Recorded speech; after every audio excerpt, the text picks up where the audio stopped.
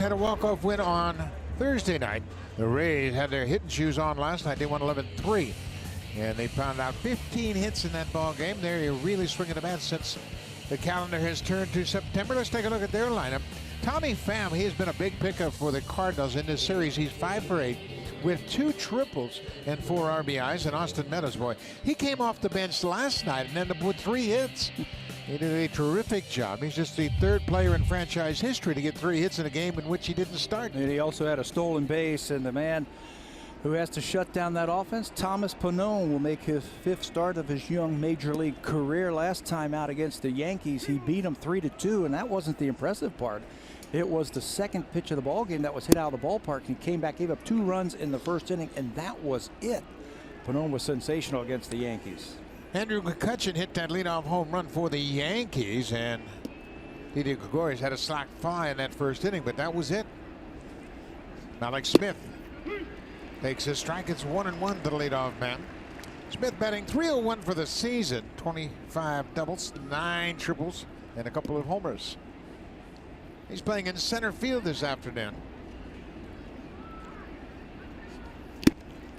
There's that fastball. He characterized the fastball 88 miles an hour, but there's a lot of swing and miss. Yeah, we talked about that in the opening, that there's something about that fastball that gets on those hitters very quickly. They don't seem to pick it up very quickly. He's got a high spin rate. I'm sure that has something to do with it. Breaking ball in the dirt. Reese Mcguire back behind the plate. He was the catcher for Ponine in New York against the Yankees. Mcguire's done a nice job back behind the plate with all of these pitchers. He's making the 7th start behind the dish this afternoon.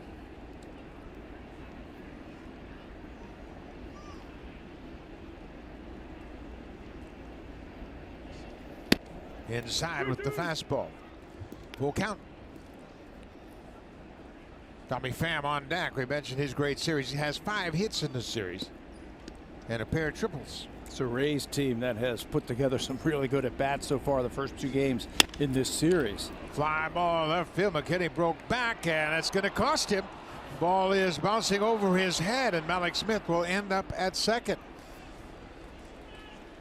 Billy McKinney was playing shallow in left field, and he reacted to the swing and took a step back, and that proved to be costly. Yeah, that was the biggest part of that one right there. They are shading him the other way. Malik Smith hits a lot of balls the other way, and Smith catches this fastball, slices it the other way. You can see Billy take a couple of steps back, and then he was in trouble. Tries to fight it and tries to get it back in, but it's going to be a runner at second base. In the 1st inning yesterday, the Blue Jays defense let down Sean Reed Foley. An error and a couple of other plays that weren't made really cost him a couple of runs. A couple of ground balls got through the infield, and that led to 2 runs. Here's Tommy Pham. Fouls the first pitch straight back. Pham hitting .348 since coming to Tampa Bay. He's also collected the extra base hits, 5 doubles, 5 triples, and 5 homers. He hit .292 with the Cardinals in 98 games.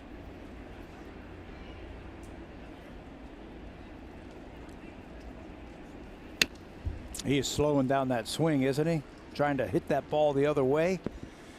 Doesn't want to pull the ball right now. He wants to try to advance that runner from second base over to 3rd base. The Rays in this series, you can see what they've done with runners in scoring position. That's for the season. For the series, they're 15 of 38. They've been really coming up with big clutch hits. Clutch hits, good at bats. Try to pitch him inside there so he doesn't pull that ball to the other side.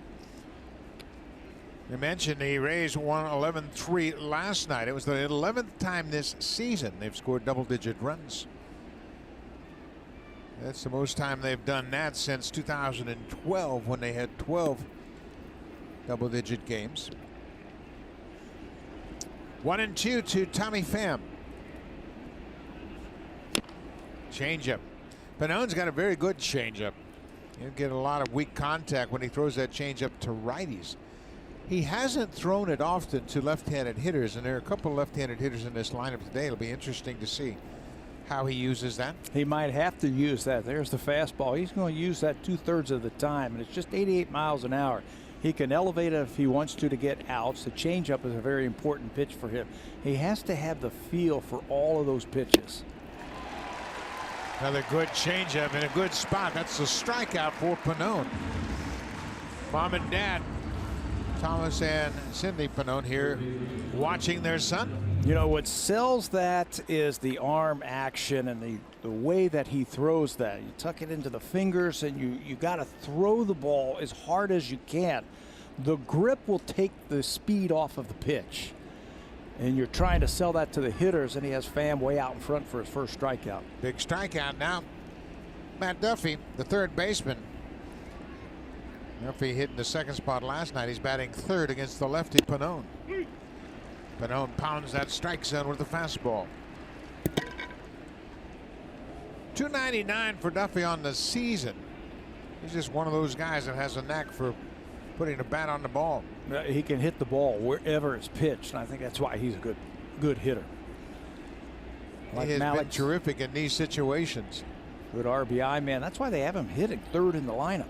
Make contact. Ponine with a good breaking ball. Pete Walker certainly has been pleased overall work of his young pitchers, the relievers and the starters. We have seen Tim Meza really step it up. Jose Fernandez has been good. Reed Foley, Rocky Ponine have all been impressive at times. Ponine ahead 0-2.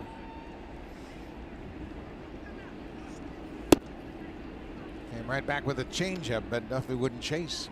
If he's going to get him out, he's going to get a hot hitter out who has really worn out left-handed pitching since the All-Star break. Duffy also at 350 since the All-Star break. Just that short swing.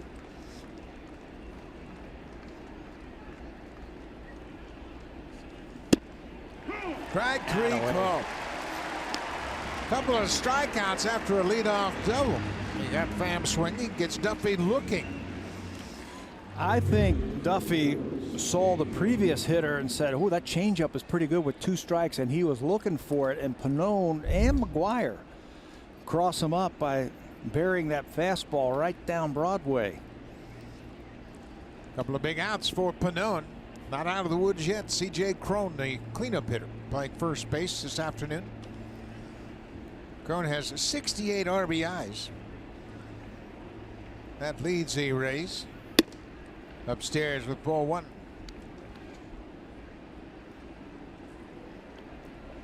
Cron hasn't really been too clutch for this team, despite the fact he's driven in 68 runs.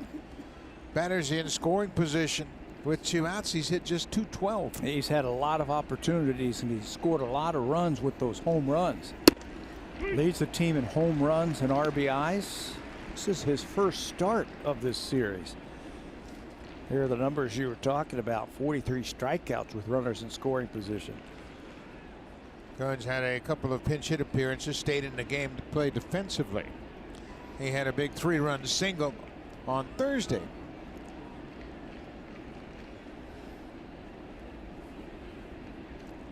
Ball on a strike. Pretty good looking pitch. He didn't get the call. Laz Diaz, hearing it from the Blue Jays bench, said it was inside. And Reese Mcguire, that was pretty cool. He kind of looked over and says, yep, it was just off the plate inside. Trying to gain the favor of the home plate umpire. That ball was just off the plate.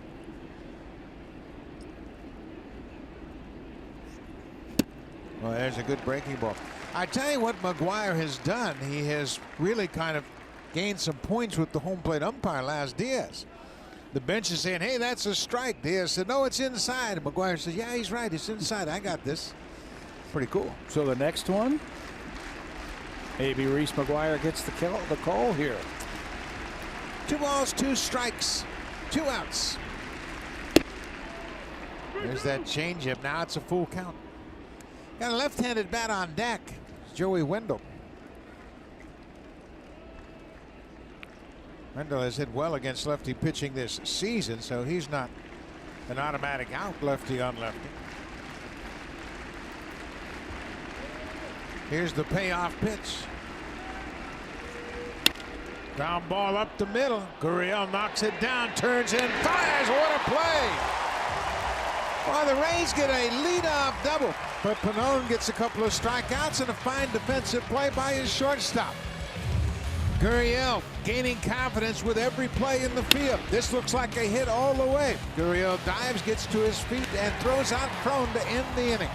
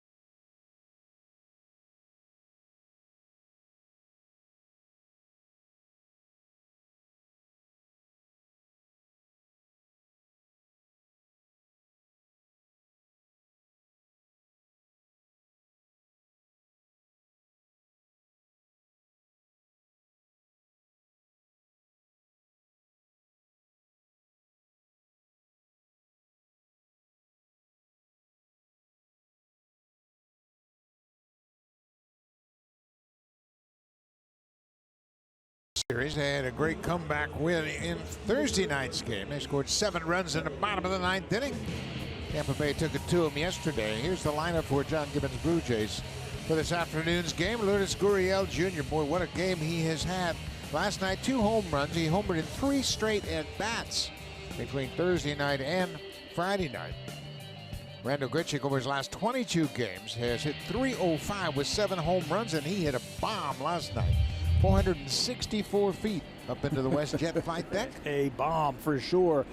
Well, the big question, I think, for me today is which Tyler Glasnow is going to show up. The one that pitched here on August the 12th, where he was 5 innings, totally handcuffed the Blue Jays for the big fastball, or the one who pitched here September 5th and lasted just 2/3 of an inning. In that game, he gave up 7 earned runs through 39 pitches in 2/3 of an inning. The big blow, Aledmys Diaz hit a 3-run home run against him. He could not get his curveball over in that last start against the Blue Jays, and he couldn't get through the first inning. Billy McKinney takes a strike. It's a 1-1 count on the Blue Jays left fielder. 32nd game for McKinney this season. Actually got his big league first major league hit right here at Rogers Center, playing for the Yankees back in March. You can bet that he's going to be looking over Tyler Glasnow to make sure he throws that ball over the plate. His last time out, Glasnow was pretty good against Texas. 6 shutout innings, 6 strikeouts. Texas is a lot like the Blue Jays. They got a lot of free swingers in that lineup. But the Blue Jays have seen Glasnow good, and they've seen him not so good. There's a hard hit ball. Wendell is out in the outfield playing in the shift. 1 away. Take a look at the rest of the defense. Pham is in left. Malik Smith playing in center in place of Kiermaier today. And this is a good looking young player in right field in Austin Meadows. Good looking rookie. First start in the outfield as a Ray. At 39 games with Pittsburgh this year in the outfield. He's played left, he's played center, and he has played right. That shows you the type of athleticism he has. Austin Meadows is going to be a good player for a long time. Getting comfortable with his surroundings. Here is the red-hot Lourdes Gurriel. 3 homers in his last 5 at bats. His average up to .292. He has worn out Tampa Bay this year also. 4 of those 11 home runs have come against the Rays. Of course, we mentioned that Gurriel's older brother, Yuli Gurriel, hit 2 home runs in a game last night as well. First time that's ever happened, that brothers had multiple home runs on the same day. And of course, they will play against one another Monday night. First time that will ever happen. Glasnow is ahead, a ball and 2 strikes. There's that curveball. Yeah, that's a true yellow hammer, we used to call those things. Right over the top, comes right out of the same arm slot as his fastball, and he can really spin it. That's the pitch that he couldn't get over the last time he was on this mound. Just could not figure out a way to get that curveball over for a strike. There's a curveball strike, backhanded by Duffy. Quick throw, just in time to get Gurriel. Glasnow, they got him from the Pittsburgh Pirates. This big right-hander creates a great downward motion with that fastball, and he's got a good one.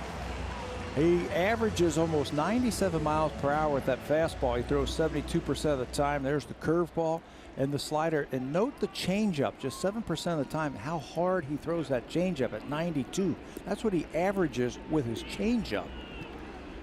Tell you what, in the Felix Hernandez category is hard changeups. The Blue Jays are going to see him for a lot of years now since he has come over from the Pirates. So they're going to have to figure out what they're going to do with him. Justin Smoke playing first base this afternoon. First pitch is outside. Now they've got 4 outfielders once again for Smoke. This is the interesting defense that we saw here on Thursday.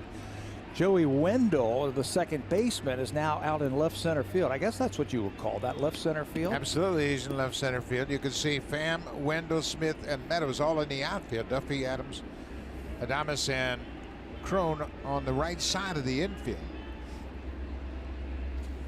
I love teams that think outside the box. You know, if it makes sense, and this makes sense against Justin Smoke. They look at all their reports and how they're going to pitch him, and they say this is where he hits most of his balls, so let's defend him that way. And there's the defense. He hits it right into the defense, and it's a quick inning for Tyler Glasnow. 13 pitches, he retires the side in order. No score after an inning.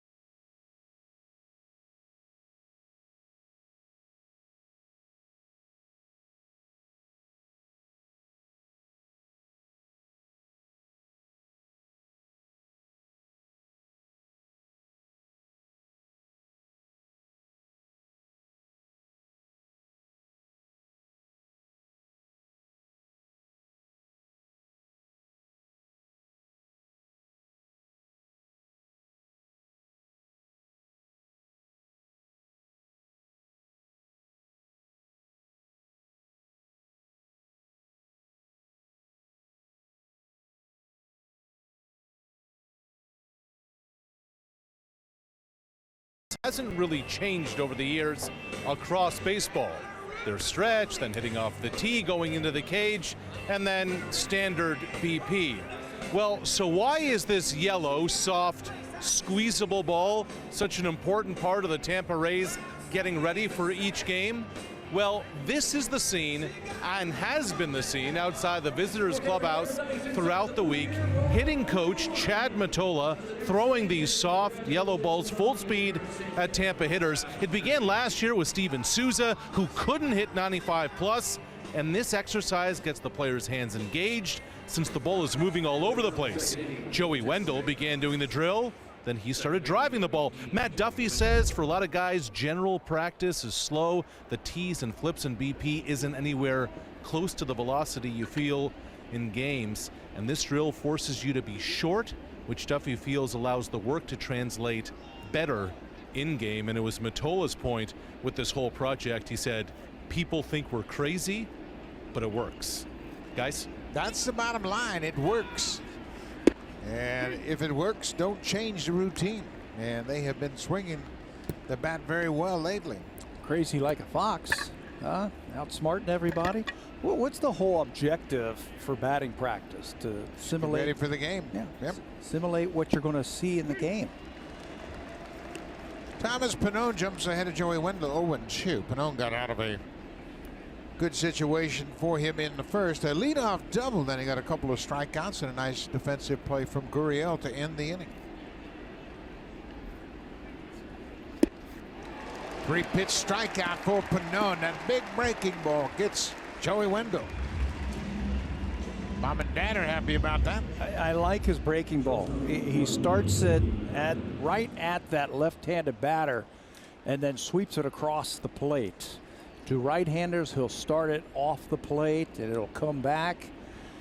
He can spin a breaking ball. Now, when that's working, when he's got the changeup working and his fastball command, he can be tough. First pitch breaking ball to Willie Adames, the shortstop.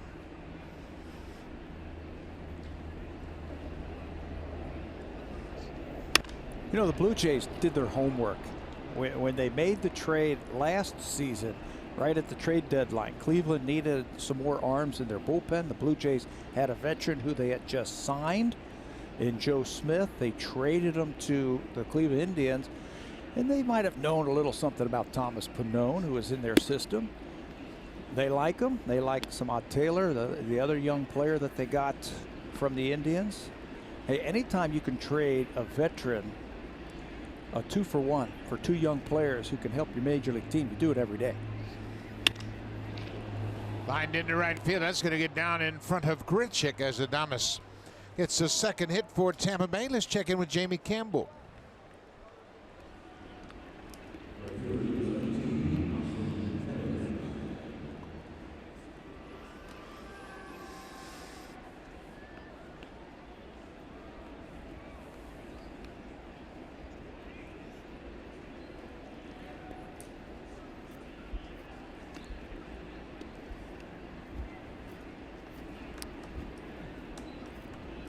Well, they're celebrating in many different fashions than you and I, Mr. Tadler. But congratulations to the Cardinals and Tyler O'Neill. This is Austin Meadows. He's 3 for 4 in the series with a double and 3 RBIs. They mentioned Meadows came off the bench yesterday and picked up 3 hits. He becomes the 3rd player in Rays franchise history to record 3 hits in a game that he didn't start. 0-1 upstairs. The other 2 players, Sam Fuld did it on August 28, 2012 at Texas, and Aaron Ledesma August 28th of 1998 against the Tigers. Coming off the bench, not starting a game and ending up with 3 hits in that game. There's that breaking ball again, and it's really a good one early in this game. Yeah, that's a good sign.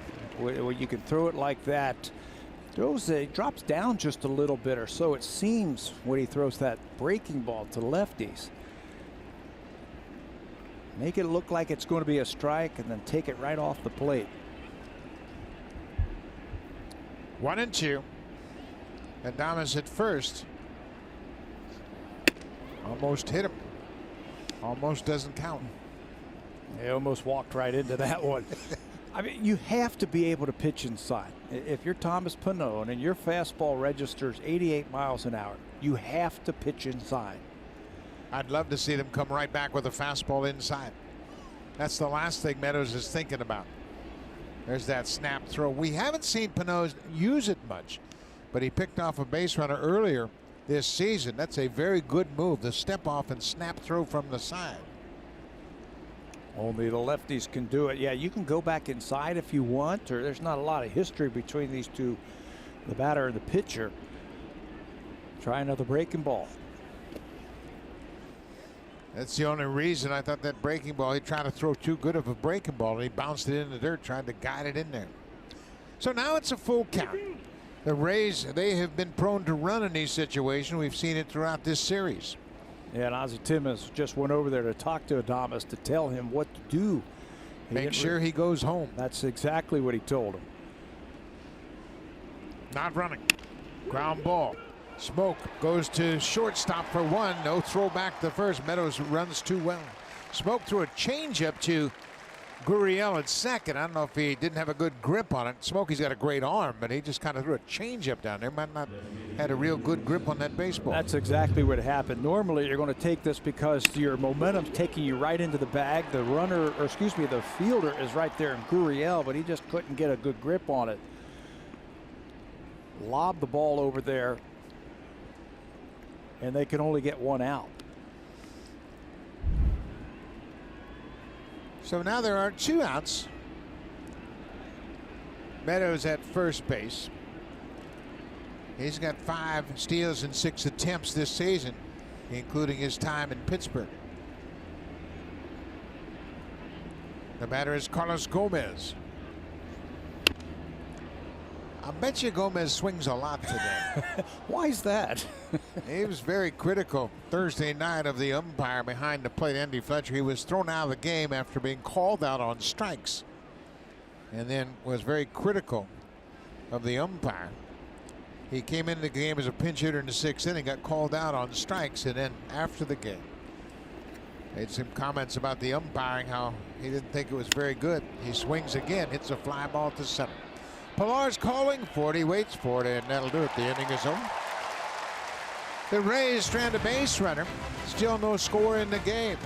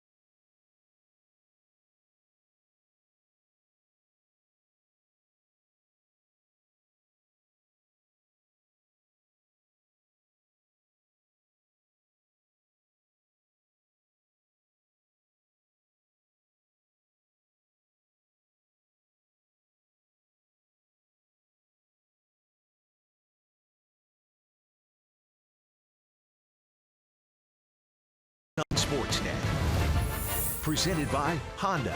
At the Model Clearout event, it's the best time to team up with a Honda you'll love.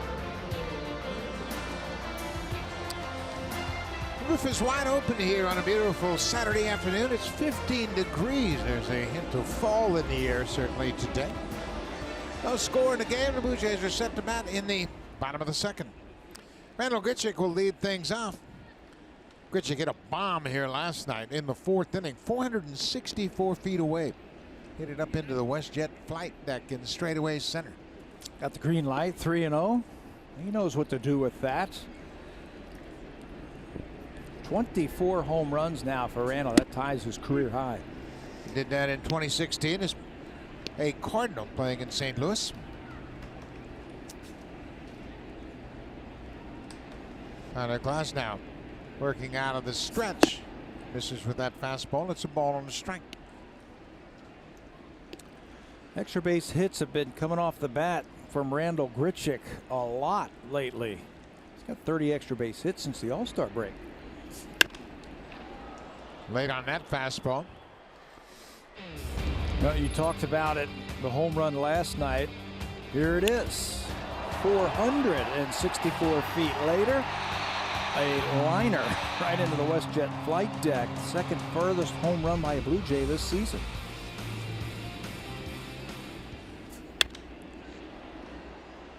Another 95-mile-an-hour fastball fouled into the seats. When Randall barrels up a baseball, it goes a long way. He hits the ball as hard as anybody in this lineup. Hasn't fared well against Glasnow, although his only hit is a home run. There's that curveball. He gets a piece of it. Take a look at the longest home runs hit by a Bluejay. And Grichuk has the longest at 471 and 464 last night. Solarte hit one down in Texas, measured at 459. Those are big home runs, man. Not surprised that Grichuk has the top two in terms of distance because he generates so much bat speed. This time he strikes out, 4 in a row, retired by the Rays starter Tyler Glasnow. A totally different start than the last time the Blue Jays saw him. He couldn't get out of the first inning. Kevin Cash, they had that disappointing loss on Thursday night. They gave up 7 runs in the bottom of the ninth. This is Rowdy Tellez. He goes after the first pitch. It hits it past Joey Wendell. Wendell got a glove on it. Tellez is taking off around first, but he'll stop there. He'll settle for a single. That ball took a wicked hop right before it got to Wendell, and he just couldn't smother it to make the out. He's playing deep into the outfield. And Rowdy hits it so hard with some spin on it. You see that thing just stay down, and Wendell just can't get to it. He's there. Can't come up with it, though. It'll be a hit. Another hit for Tellez. He had a single in the game last night playing at first base. 1 for 4 in that game. So here's Aledmus Diaz. He loves the fastball. 97 but low.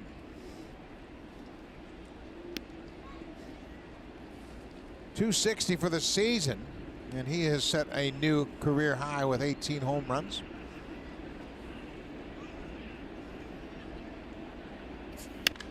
Got his fastball, but popped it up. Wendell backpedaling into the outfield. Calls for it and makes the catch. Diaz would like another swing at that pitch. Out over the plate. That looks like the one that he hit a home run against earlier this year. You know, if the Blue Jays can get some runners on, I think this is a good day for them to try and steal some bases. Why do you say that? Glasnow, he's long, he's 6'8", and his windup, he really gives away his windup very quickly. He comes set, and then when he's going to deliver the pitch, watch how his arms come up very slowly before he releases the ball. So he takes a long time releasing the ball. Yeah, and those times are tracked by first base coaches. His release time, how long it takes from the first move he makes to that ball hitting the catcher's mitt. Rowdy Tellez got a big lead. He wanted Glasnow to throw over there. It's very deliberate, his motion towards home, and he's trying to gather himself over the mound. But he takes off. He starts very quickly with that right arm. Yeah, generally, you get a pitcher that takes 1.5 seconds or higher. That's when they start to think you can run against them.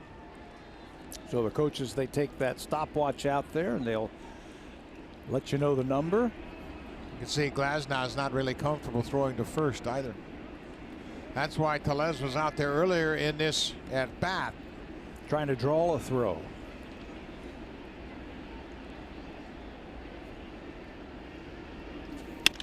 Pilar hits it on the ground. Namas goes to second. That'll end the inning.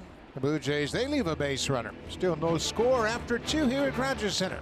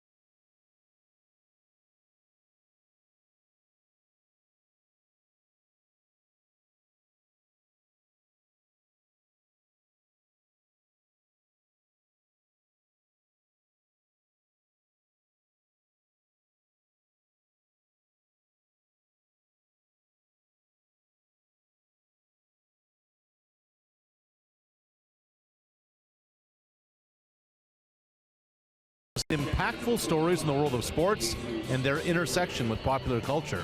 Subscribe for free at sportsnet.ca/The Lead and interact with Jeff and Steven on Twitter using #TheLead.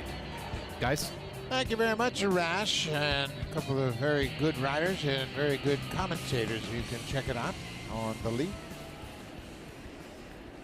No score. We move to the top of the third.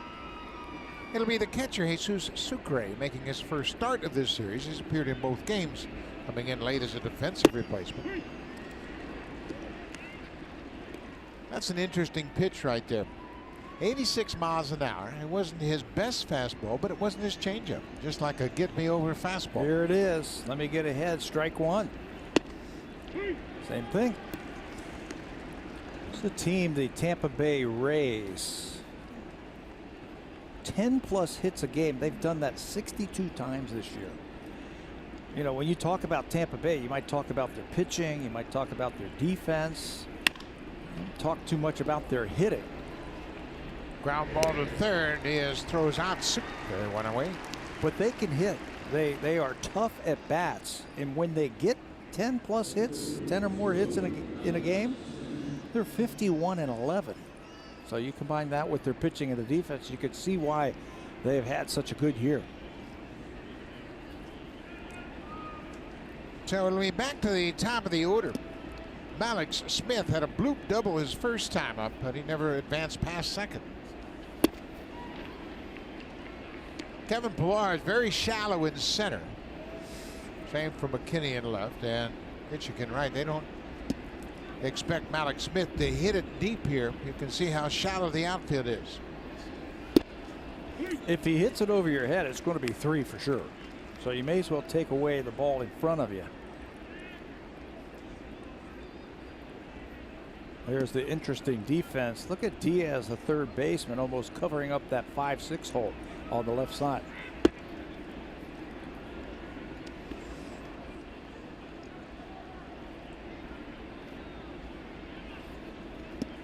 Two balls and a strike, one out.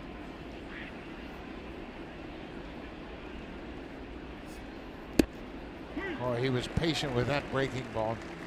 Ponine just allowed it to break, never tried to force it, didn't try to snap off the best curveball. He was just really patient. Good delivery. That's how you do it when you're behind 2-1. Just get it over the plate. This one he might throw a little bit harder. Missed with it. Now it's a full count. Good time for a changeup here. He doesn't throw too many changeups to left-handed batters. Go with another breaking ball. Reese Mcguire shaking his head saying, come on.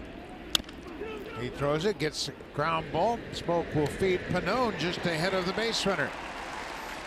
3-2 hook gets Malik Smith.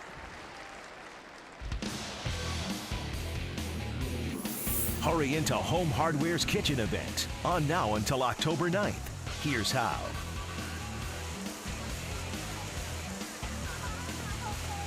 Beautiful afternoon here in Toronto. 15 degrees. It really cooled off overnight. It was kind of a buggy day yesterday, but boy, it's been beautiful here this afternoon. So far, no score. 2 outs, top of the third inning. Tommy Pham. He struck out on a changeup his first time up. Let's see if he makes an adjustment. Pham is 5 for 9 in the series so far. This is Ponine's first career start versus the Rays, but he's made 2 relief appearances against them this year. He's allowed 4 hits and 2 earned runs and 2 2/3 against Tampa. There's a drive to left field. This one's going to go out of the ballpark. That's the 6th home run for Pham since he's joined the Rays. He got that fastball and hit a low liner into the seats in left field. Tampa Bay has a 1-0 lead. What an addition to that lineup. Somehow they got him from the St. Louis Cardinals. Think about the Cardinals outfield last year. Stephen Piscotty's had a great season for Oakland. Randall Grichuk's had a good season for Toronto. Now Tommy Pham, they let them all go. And Pham will get the scoring started here with this home run. Well, that was a beautiful swing.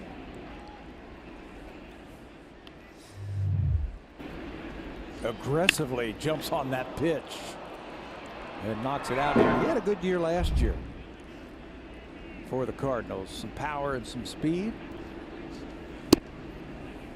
2-0 to Matt Duffy. Duffy, the third baseman. He was called out on strikes his first time up. Caught looking at an inside fastball. Change up away. 3-0.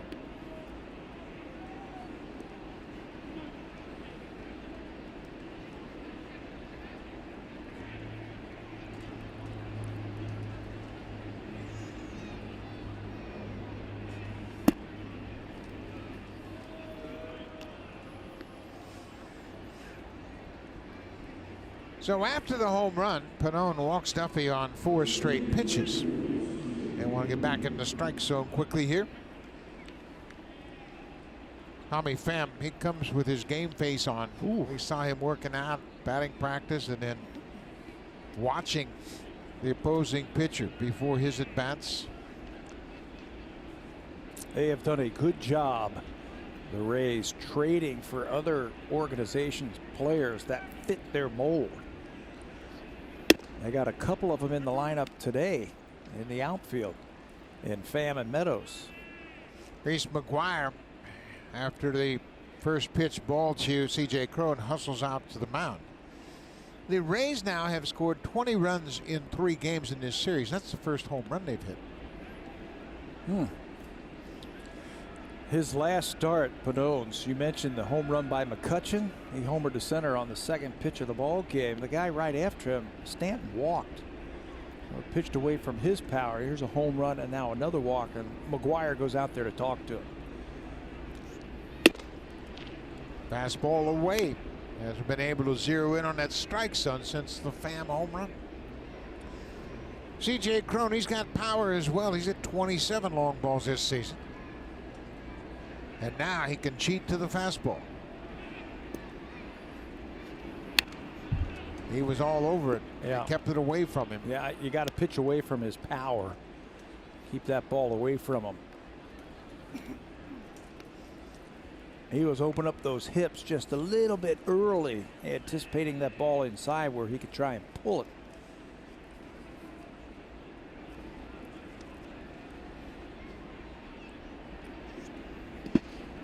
Breaking ball in the dirt. Now 3-1.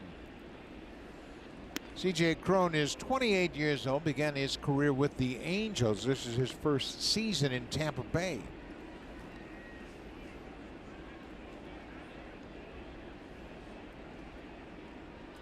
Big guy. 3 RBIs in this series. That was on 1 swing of the bat. Yeah. A 2-out single to left field. Scored all 3 base runners. Ball 4.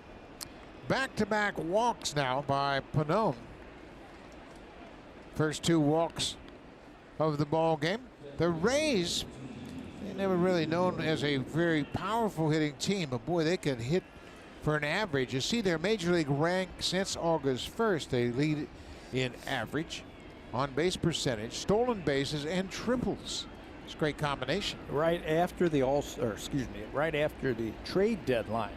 That average, they can beat you in so many different ways with average, stolen bases. First and stolen bases, big part of their game also.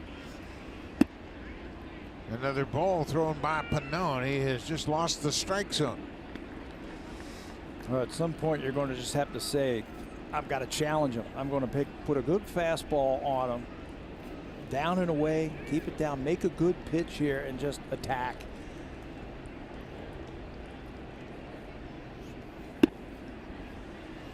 Another ball misses. Got to make adjustments on the mound. Back-to-back walks after the Pham home run. Home run came with 2 outs. Yeah, 2 very quick outs to open the 3rd inning.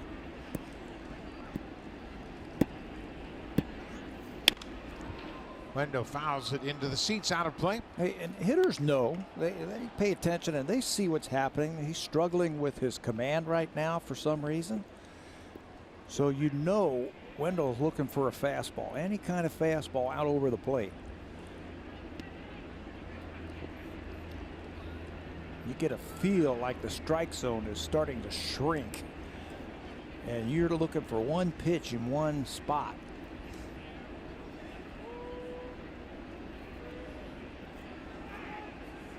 Pickoff, boy, if he makes a good throw, they have a shot at getting Duffy.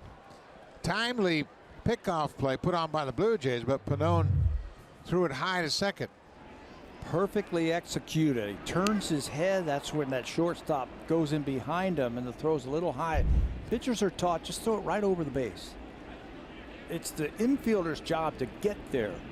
You just throw it over the base, and the infielder will take care of everything else. That one was a little high.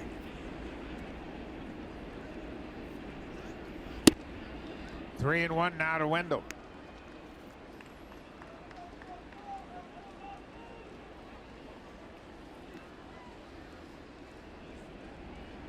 Duffy's at second, Crone's at first. A run in on the Pham home run.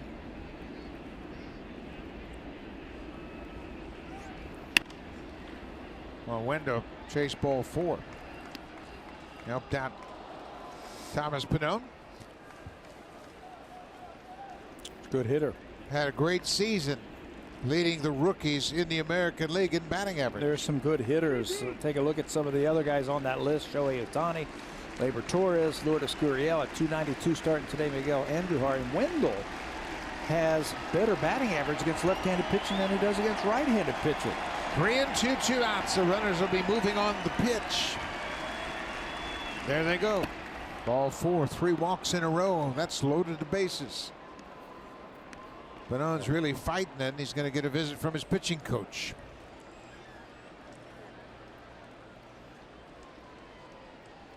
You and I had talked about how Ponine had pitched out of a situation in the first inning after giving up a leadoff double, got a couple of strikeouts and a ground out. And he got off to a good start this inning. Easy couple of ground ball outs and then the home run, and now he can't throw a strike. Yeah, it's almost like he's trying to guide it in there and hoping that it goes where he needs to. What he has to do is clear his mind, take a deep breath. That's why I think this visit to the mound is a good one for him. Just take a deep breath and say, okay, what got me here? How do I have to throw a strike? Stay over the mound just a little bit longer and just trust your stuff. The bases are loaded. Matt Duffy is at third, Crone's at second, Wendell at first. Willie Adames is the batter, and he's going to be looking for a first pitch fastball. It was low. Blue Jays bullpen just now starting to stir. Nobody's throwing just yet. Just kind of came out of nowhere.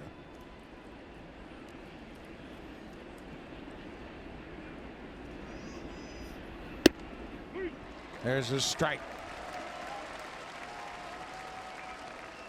And Joe Biagini, the first one up for the Blue Jays here in the third inning.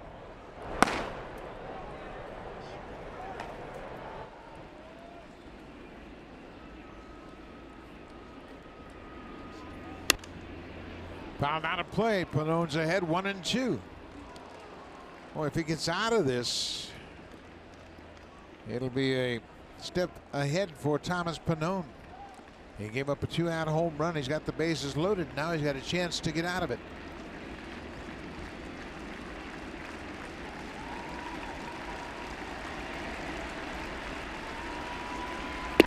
Breaking ball, strike 3. Thomas Ponine strikes out Willie Adames with that good curveball. And the Rays leave the bases loaded.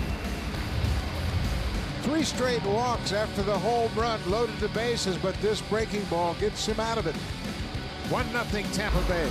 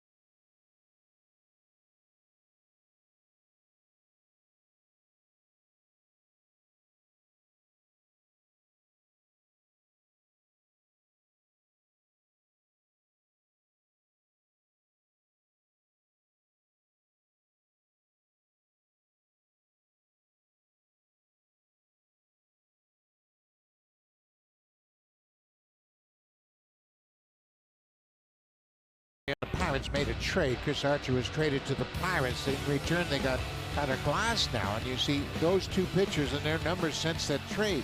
Yeah, let's match up the two pitchers. And right now, Glasnow has been out pitching him. His whip is excellent, under 1.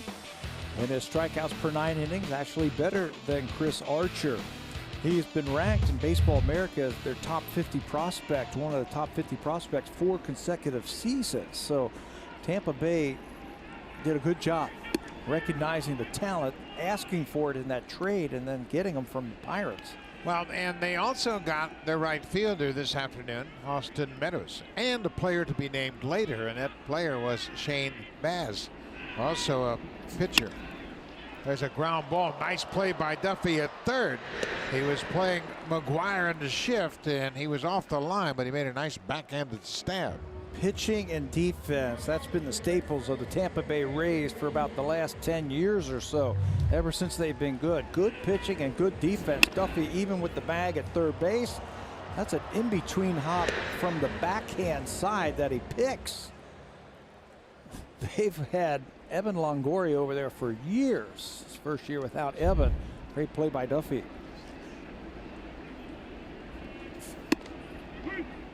Richard Urania playing at second. Take a look at this last play. Now watch the left fielder, Tommy Pham. He's into everything, isn't he? I love that. Left fielder cheering on his third baseman after he made a nice grab. Of course, he was moving in that direction should it get past Duffy, but then after he saw the nice play, he slapped his glove. Backing up the play. Beautiful.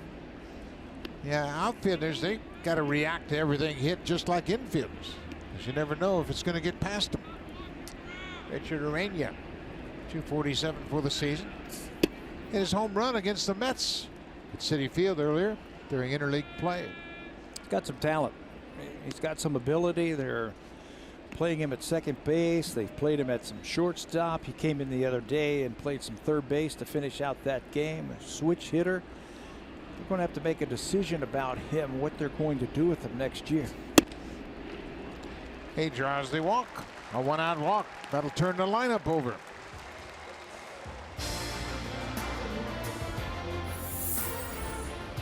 The 2018 Honda CR-V, where style and versatility come together.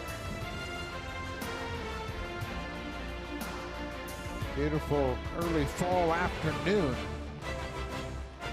Makes you want to break out the fishing rod, doesn't it? I had enough fishing in Florida, thank you very much. Sorry I brought it up. Billy McKinney goes after the first pitch and fouls it back. We had mentioned that Tyler Glasnow is very deliberate pitching out of the stretch with a runner at first base. He's allowed 18 stolen base against him in just 102 innings coming into this game. Noah Syndergaard of the Mets has given up 32 stolen bases. That's the most in the majors.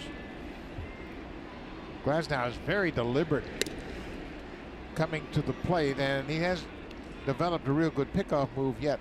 His release time, and this is what teams will watch, it's nearly 2 seconds, a full half a second slower than that line they like to talk about. That ball is scalded down the right side, but it's going to hook into the seats. Yeah, you get that number from the instant he starts his windup. He comes to the stretch, and as soon as he makes a movement going home, you start there, and once the ball hits the catcher's glove, and that takes 2 seconds. You combine that with a catcher who's around 2 seconds, anything under 2 seconds, throwing the ball down to second base, and that's how you can judge if you can steal against him or not. McKinney with an 0-2 count. One out with Urania at first. There's another throw to first. Looks like the Blue Jays are anxious to run, and they don't steal much, but they've got to take advantage of a very slow pitcher on the mound. His first time in here, his first game here, he threw 5 innings. Blue Jays had just 2 hits. So they didn't have a lot of opportunities to run. Urania made a break towards second. Chukri came out of the chute as if he was going to make a throw. I think everybody's anticipating the Blue Jays to run this afternoon. Blue Jays have just 40 stolen bases all season long. Cleveland leads the American League with 124. Blake Snell, tomorrow's starter. And there's that good curveball. 2 outs. Let's check in with Jamie Campbell.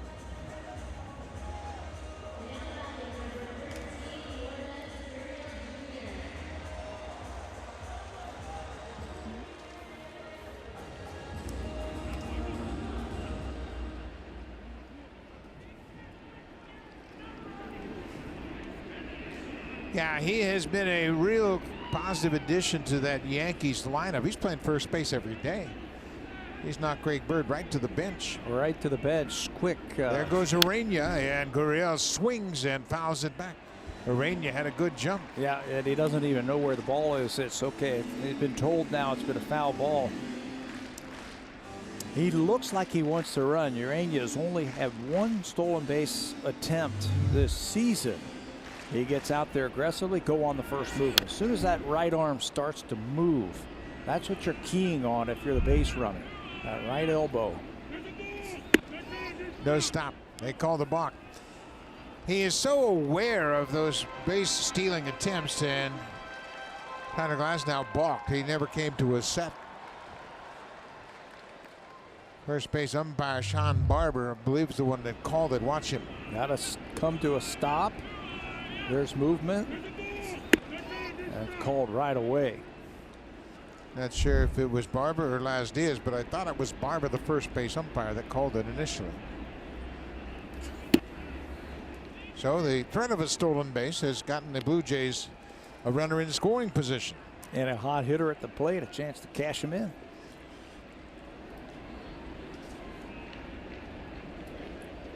Two outs, ball and a strike on Lourdes Gurriel Jr. It's a fastball and fouls it straight back. 96. He gets a little cut action on that fastball also. Not by design, sometimes by accident.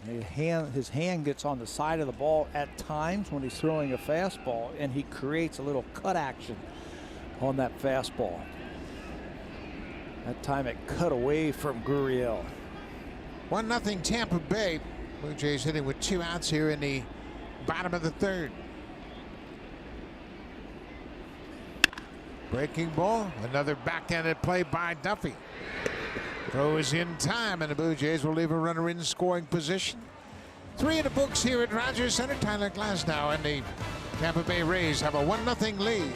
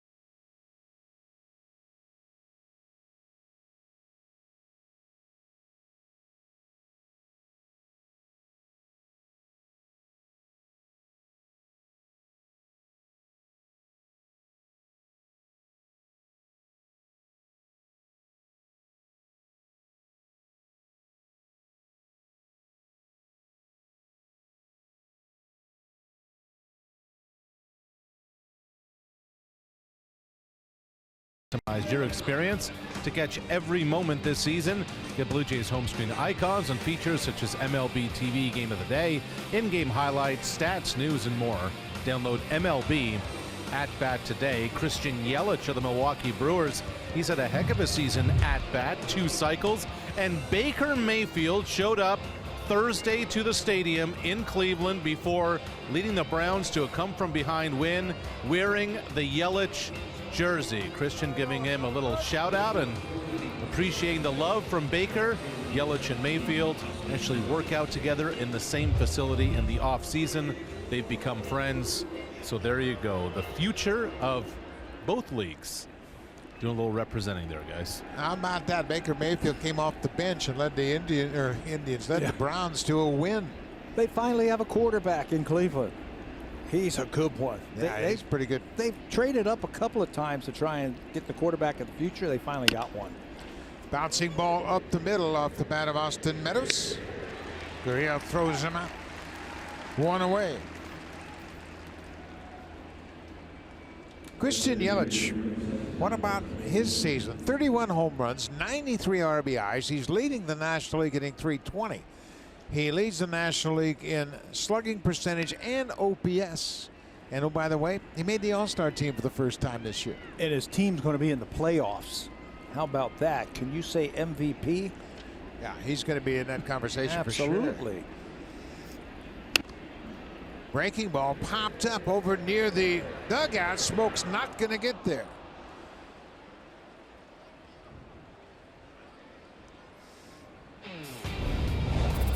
Super Slow-Mo Cam.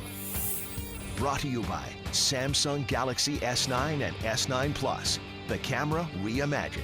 Available now. Carlos Gomez went after the first pitch and popped it up. He's seen 3 pitches so far today, and he swung in all 3 of them. Throw a pitch out and see if he swings at it. Nope, that was too high to swing at. The reason we talk about that is he criticized the umpire Thursday night, calling him out on strikes. Swings at that pitch. He doubled down on it the next day. That's right. So kind of curious to see how those close calls go against him. Andy Fletcher was the umpire that called him out. Gomez appeared as a pinch hitter in the 6th inning of Thursday night's game and was called out on an inside fastball. No call here. He swings and misses and strikes out. That is 5 strikeouts for Ponine. Back in the groove, maybe. 2 up, 2 down here in the 4th. Good fastball by a good fastball hitter. The Super Slow-Mo is brought to you by the Samsung S9 and S9 Plus. The camera reimagined. Available now. Thomas Ponine will pick up a big strikeout. That is his 5th already this afternoon. Change up for his strike. Ponine with a little strike zone adjustment here in this inning. He walked 3 in a row after the Pham home run in the 3rd.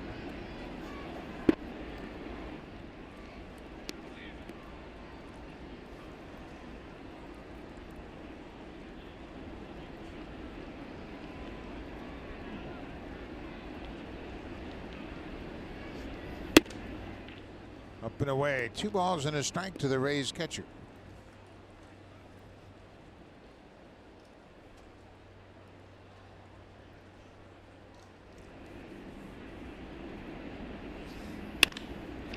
Ground ball, hot shot to the shortstop. No problem for Gurriel. 3 up, 3 down. Good bounce back inning for Thomas Ponine. We'll go to the bottom of the 4th. It'll be Smoke, Grichuk, and Tellez. Bluejays are down by a run.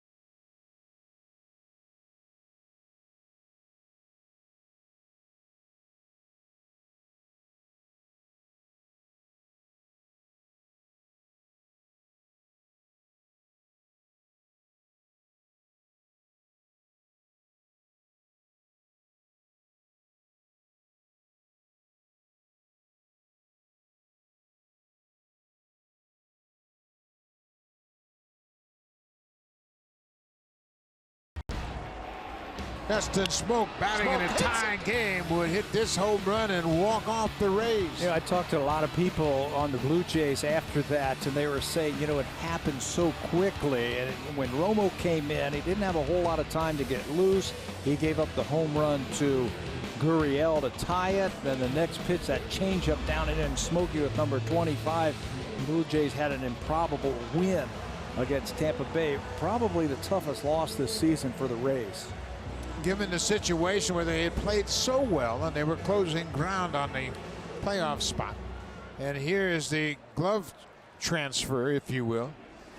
Joey Wyndham, the second baseman, goes out to play in the outfield. It's interesting, this time he's playing right center. Last time he played left center, but Mallex Smith, they flip-flop now. And this is for Justin Smoke. Well, we get to talk about this type of shift now. StatCast AI is powered by AWS, 4 outfielders, 3 infielders, and Rocco Baldelli is the outfield coach. And he said that he and his staff, they've been talking about it for weeks, about trying that 4-man outfield alignment. Decided that Thursday was the right time to use it against Justin Smoke.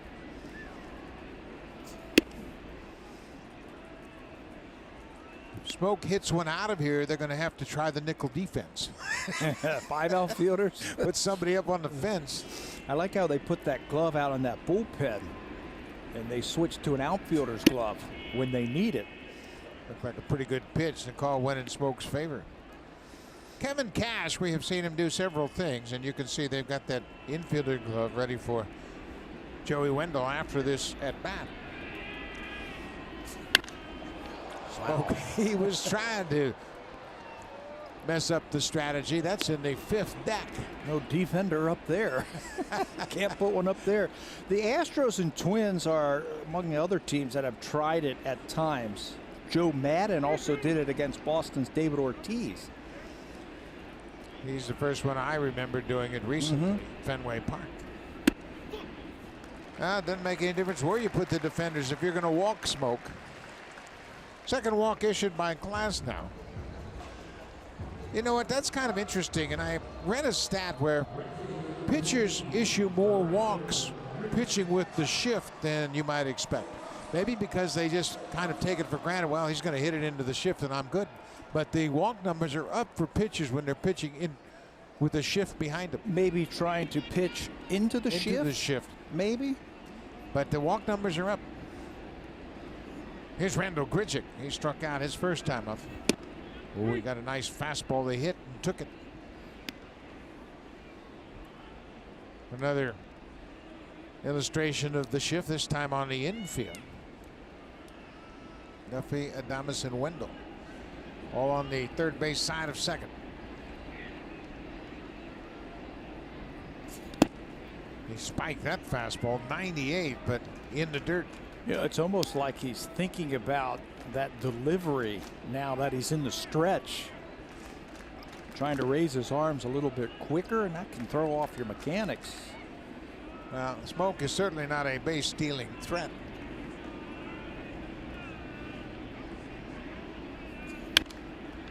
Grichuk fouls it straight back. Brando's had quite a second half to his season after getting off to a disappointing start his first year with the Blue Jays. I mean, he dug himself a deep hole and then injured a knee, went on the DL, went down to Florida, worked on some mechanical issues and came back, and it's been a different Randall Grichuk. And the harder he tried to get out of it, the worse it was. Just compounded everything. Wow. Nice grab by Sucre. Picked that curveball on one hop.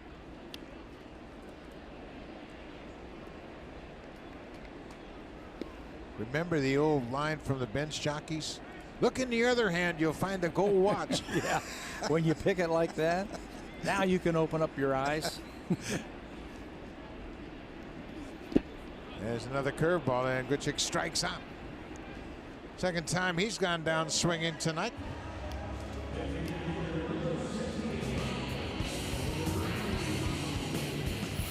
This 4K broadcast is brought to you by the Samsung QLED TV. See nothing else.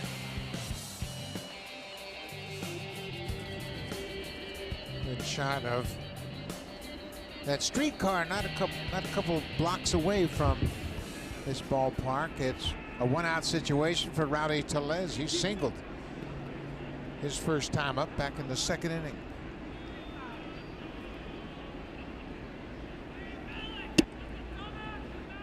Tellez has been swinging a lot of first pitches since he's come up to the big leagues, and that time they start him off with a curveball. They take note of that. He says he does his own homework on pitchers, what they do to him, what they will throw to him, and if he has a good feeling that that pitcher's going to throw him a first pitch strike, he's ready to swing. 10 of the 17 hits Tellez has collected so far have gone for extra bases.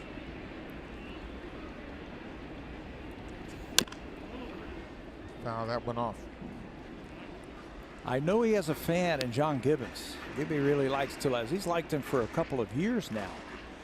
Had a big spring a couple of years ago, and Gibby was like, hey, we'll see you up here soon, but it's taken him a little bit longer to develop. Yeah, he had a down year last year in AAA, and it bounced back a little bit this season. Hit 270 for the Buffalo Bisons. Here's the 2-1 pitch. Lays off that breaking ball. One thing that we have seen from Tellez, he's got pretty good plate discipline. He doesn't chase a lot of bad pitches. We have seen it often with young hitters coming up here trying to impress their coaches and managers, swinging at everything. Hasn't been the case with Tellez. Well, he can zero in on a fastball right here and hit it hard. He did, high and deep to right. This ball is going to go. Rowdy Tellez with a 2-run homer.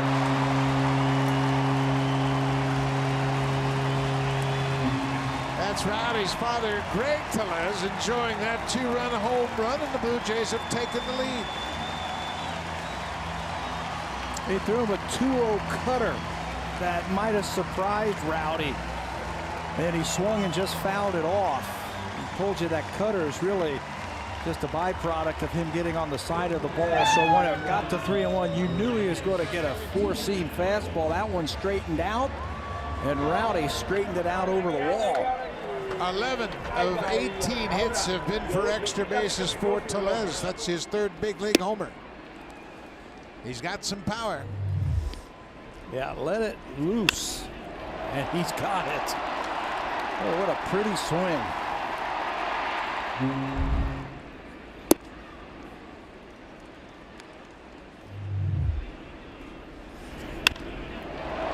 One thing that's really hard to find if you're scouting is power. And Tellez has some power. Without having to overswing. Yeah, he's going to be one of those guys that hits a lot more home runs in the big leagues than he's ever hit in the minor leagues.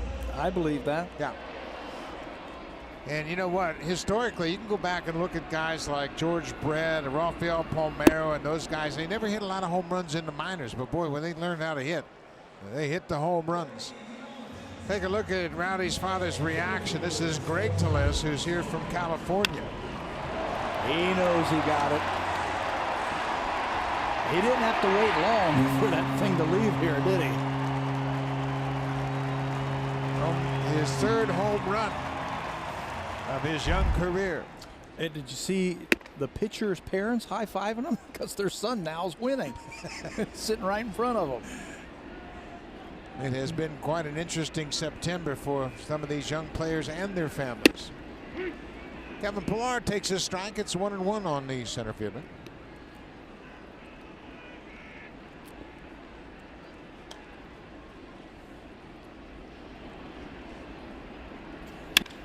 Pillar singles into right.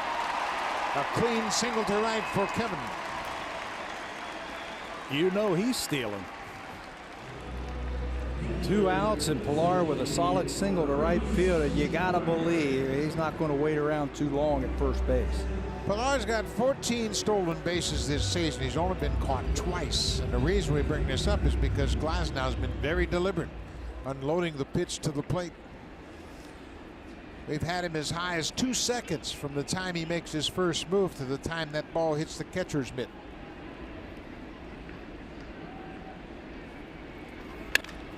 There's a base hit off the bat of Reese Mcguire. Pilar's around second, headed for third.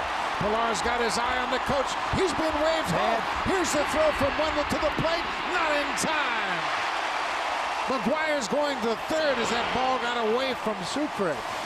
But what a job by Luis Rivera. Rivera saw the rookie in right field make the throw to the cutoff man towards second.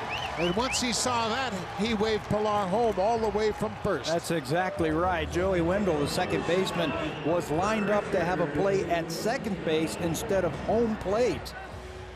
An outfielder is taught to throw the ball to the cutoff man, but the cutoff should have gone home. Runner at first base, extra base hit down the right field line. You got to line up to come home, especially with a guy who can run like Pilar. Luis Rivera's got his eye on it. Look where the cutoff is, to second base. He picks that up and says, go home. And he is going to score without a throw. Boy, what a great replay this is as you look once again as Meadows comes up throwing, sees the cutoff man. Wyndham was lined up to second. Pilar, you got to know your base runner. Kevin Pilar is going to think about scoring every time there's an extra base hit when he's at first. Every time. And the play, the cutoff play, should have been to home. But the Blue Jays will cash in. They will take advantage of that mental mistake. As Pilar, 2 outs, he's running on contact. And now right here, he knows it's an extra base hit, and he's thinking about scoring. Give me a good effort all the way around the bases, and he can score from first. Mcguire will be credited with a double. It's an error on the second baseman, Joey Wendell, as that allowed Reese Mcguire to move to third once that ball got away from the catcher. But I tell you what, we take coaches for granted a lot, but Luis Rivera did a great job on that, watching the flight of the throw from the outfield.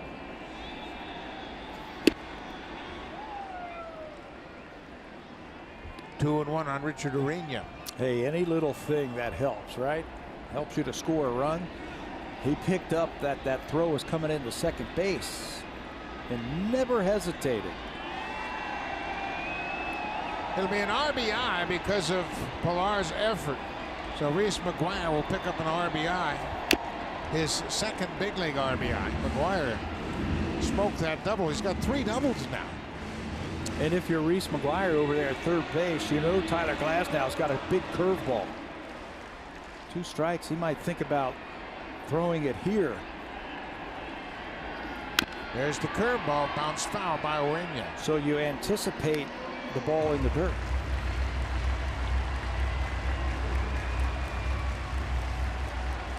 Rowdy Tellez with a 2-run home run here in the 4th that gave the Blue Jays the lead.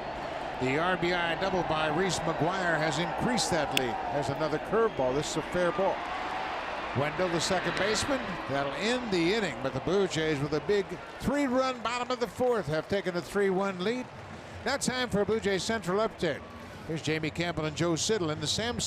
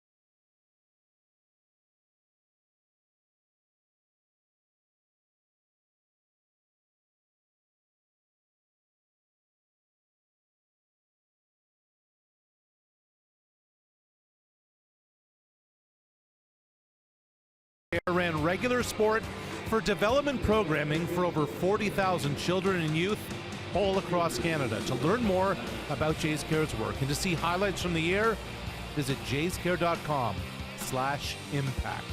Guys, Jays Care organization does a tremendous job of making sure kids have an opportunity. Here's Alex Smith, the leadoff man. Thomas Ponine throws a first pitch strike, and Smith lines out to the left fielder. Billy McKinney was positioned perfectly. One pitch, one out here in the fifth. Blue Jays have a 3-1 lead. Thomas Ponine had a little hiccup in the third inning. Tommy Pham hit a home run with 2 outs. Then Ponine walked the bases loaded, but was able to strike out Willie Adames to end that threat. So he is now retired 5 in a row. Yeah, and now he has the lead.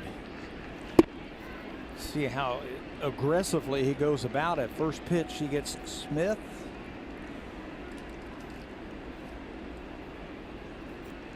Tommy Pham. Pham homered in the third inning. That's his 6th home run since coming to the Rays. That is Carlos Gomez. We had talked about Gomez, criticized the umpires, but every man you talk to and ask about Carlos Gomez as a teammate, rave about him. Coaches, players, managers, and he's talking to the youngster about where that throw should have gone. Not just on the Rays, on every team he's played for. Texas, and Minnesota, and New York, and now here in Tampa Bay. He went right to the right fielder, and he's giving him some instruction. And you would imagine it's about, you got to know your base runner at first, who it is. Kevin Pillar is the best base runner on the Blue Jays team. And he's going to try to score with 2 outs. Breaking ball hung up there as McKinney will come and make a nice running catch. Tommy Pham hit it on the line, but it's right to the left fielder. Well, he's hitting everything that the Blue Jays have thrown at him in this series. That time it hung up just long enough for McKinney. 2 outs now for Matt Duffy. Duffy, the third baseman, has struck out and walked in his 2 plate appearances.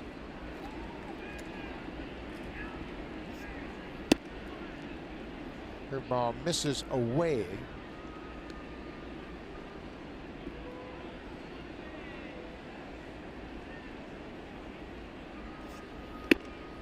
There's a strike. Duffy's just 27 years old. He was an 18th round pick by the Giants out of Cal State, out of Long Beach State in California. Having a good month. Duffy came to the Rays in a trade with the Giants. He came along with 2 minor leaguers for Matt Moore. And then Duffy missed an entire season, having Achilles problems. Changeup, it's 2-2. He's looking for something off speed, you can tell. And he struck him out in the first inning on a fastball right down the middle. He then walked his next time up. Another changeup, full count. Duffy was second in the National League Rookie of the Year voting to Chris Bryant back in 2015. Hit .295 for the Giants. 3-2 pitch. Bounce up the third baseline. Ponine gets on it quickly. Oh, what a play! Thomas Ponine, a former outfielder and a great athlete. That looked like a hit all the way.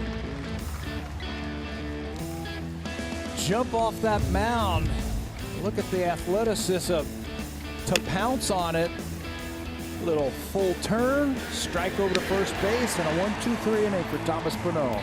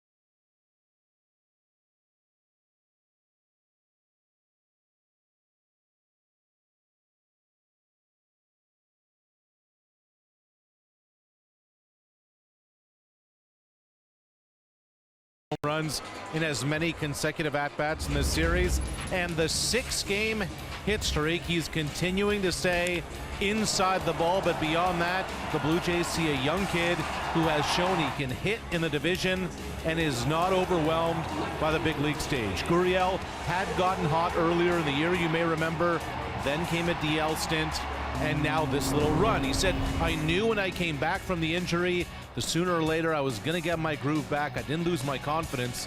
Hard to when you see these kind of numbers in this stretch, and it's becoming more and more clear, guys, that Gurriel is not just the shortstop of the future, but the immediate, too. Well, he sure is. He's been the regular shortstop now for about 6 weeks. There's a curveball from Glasnow to get ahead of Billy McKinney. When Gurriel hit 3 straight home runs, he became the first Blue Jays rookie to homer in 3 straight plate appearances.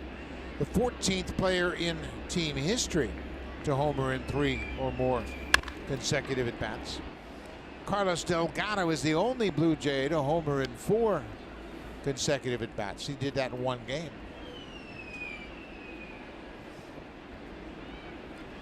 But he is certainly opening up a lot of eyes.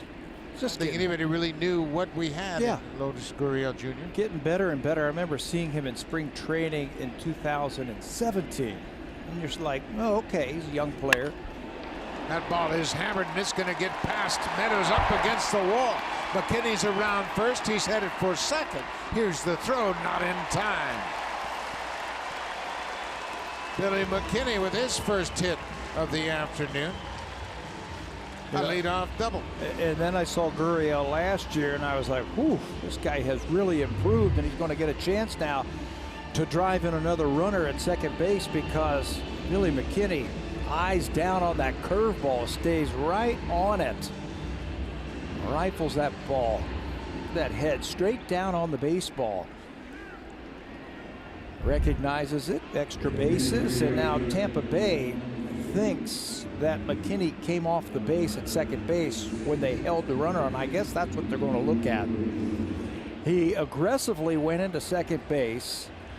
They tried to decoy the runner at second base, and they held the tag on at second base, and they think he was off for a second.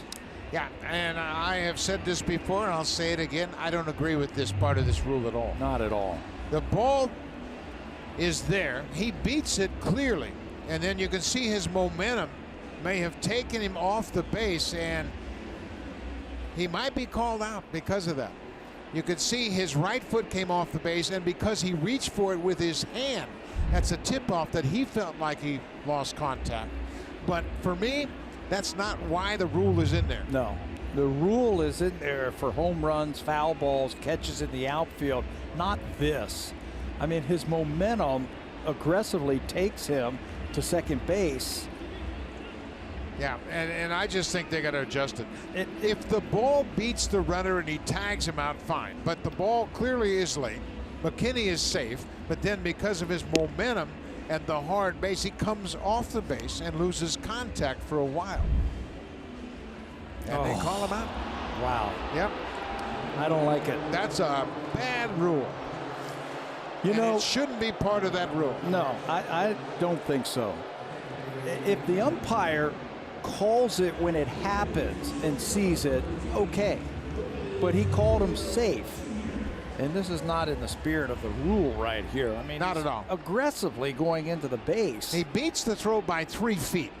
And you can't blame Adames. They've all been taught to keep that glove on the base runner. And clearly his momentum was such that it just bounced him off the base. And he knew he did because he tried to reach for it with his hand. But that shouldn't be part of that rule.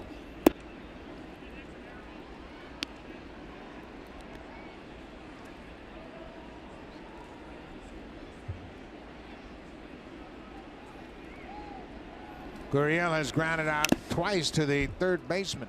So the double becomes a single. Outfield assist for Meadows to the shortstop, 9-6. Las Diaz going all the way out to the mound because Sucre got a little bit of a foul tip. So he ran the baseball out to Glasnow to give the catcher time to regroup a bit. Professional courtesy between the umpires and the catchers. And I'm sure Sucre appreciates the extra time.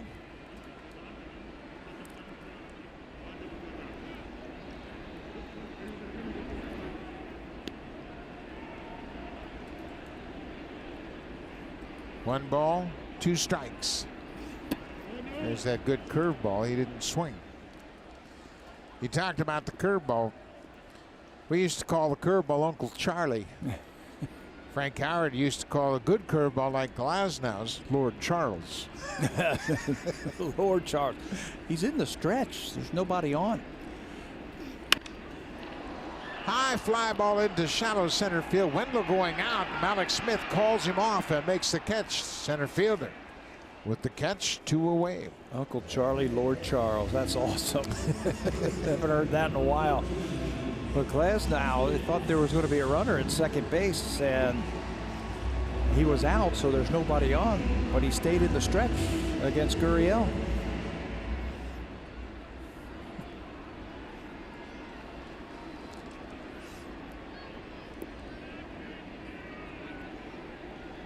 Two outs now, and again a 4-man outfield.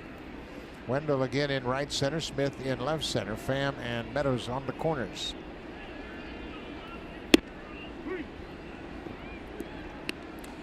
Well, and all you fans at home say, well, why doesn't Smoke bunt? Well, he's a home run hitter, and there are 2 outs. This is a fair ball, dribbled up the first baseline. Crone will step on the bag, and that'll end the inning. So an interesting call at second. As now the benefactor of that video review, Thomas Ponine, pitching with the lead.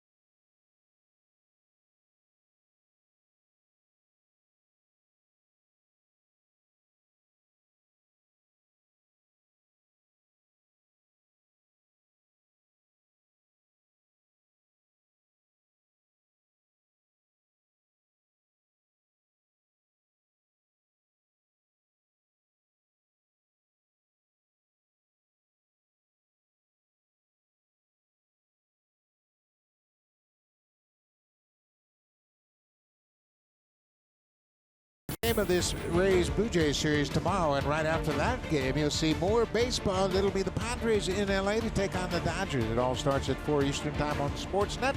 That's 1 Pacific time. The Dodgers have a 1.5 game lead at the start of play today over the Colorado Rockies in the NL West. Colorado has hung in there. Arizona has fallen off the pace. They're 6 back. C.J. Crone rips the leadoff single to left field. First pitch of the inning. Boy, and as soon as that ball was hit by Crone, they got the bullpen up. I mean, the ball didn't even land in the outfield, and a Bluejay was up, getting ready. Ryan Tepera will grab a baseball and start throwing. They would tell them before that inning starts, hey, if anybody gets on, I want Tepera up. And as soon as Crone swung the bat, he was getting ready. First pitch, breaking ball for Joey Wendell, called a strike. Wendell walked his last time up. That walk loaded the bases for Ponine, but then he was able to get out of it as he struck out Willie Adames, the shortstop.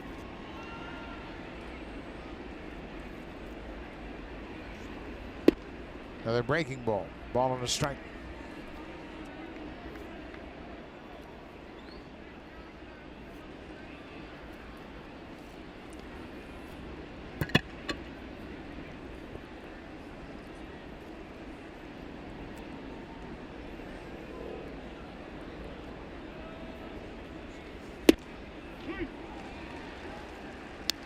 1-2 now.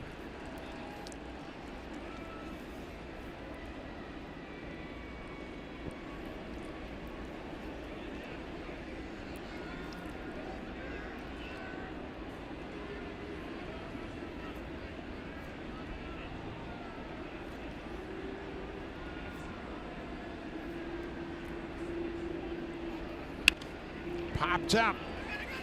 Foul territory. Led Miss Diaz, the third baseman, calls for it, makes the catch.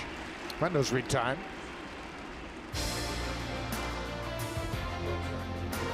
The 2018 Civic Type R, like no Honda you've ever seen. Couldn't ask for a finer day here in Toronto. The roof is wide open. CN Tower standing tall right next to Rogers Center, and the Bluejays have a 3-1 lead. They've out-hit the Rays to this point, 5-4.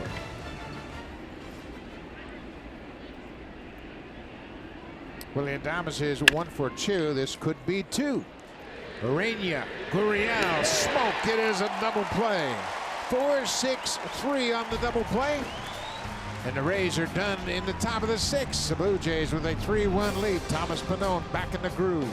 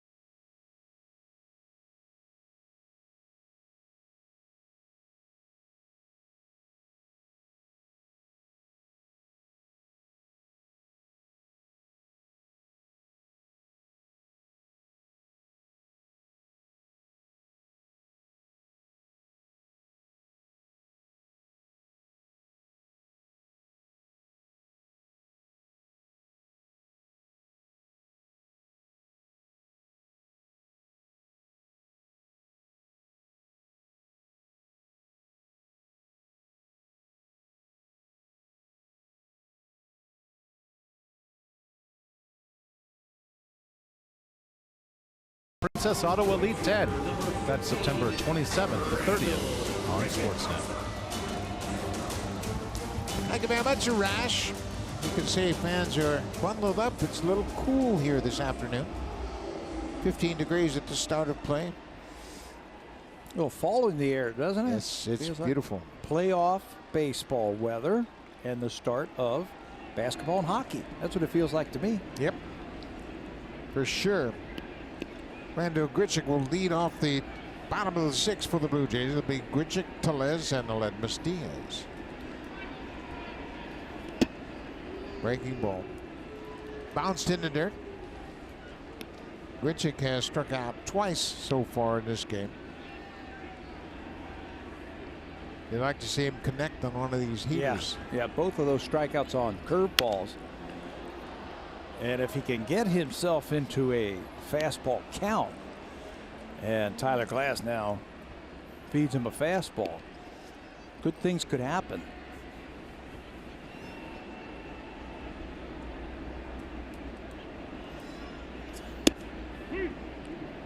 On the corner. Grichuk quickly asked Laz Diaz, is that right on the corner? Yes, sir. He's liable to get a breaking ball now.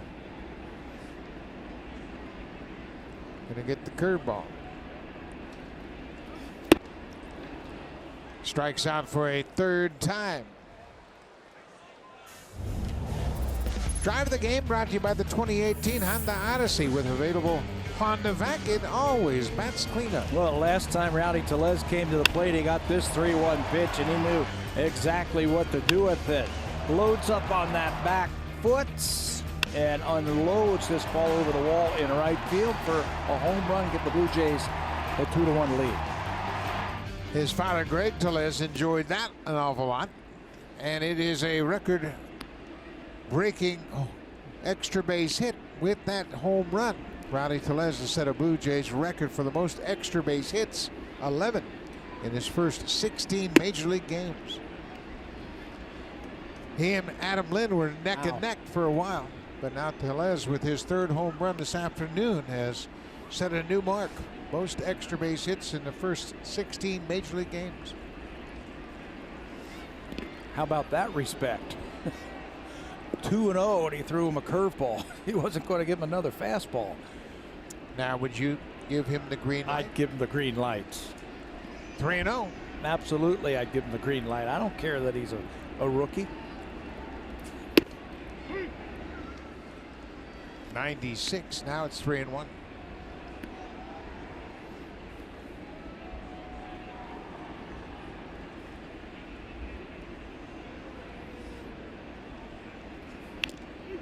The slider. 3-2 now. Ledmus Diaz waits on deck. He'll be next. Of course, Rowdy Tellez lost his mother, Lori, earlier this summer. He was away from his AAA team for a while, came back, finished up the season, and got the call to come to Toronto, and he's made the most of it.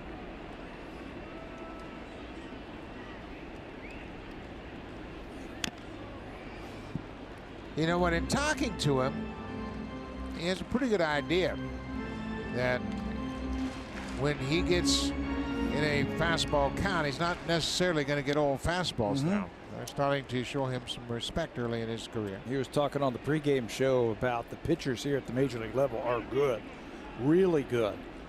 A lot better than what he has faced down in AAA. There's a lot more. So he understands he's not a finished product. There's improvements and learning to go around. He's going to get another breaking ball now.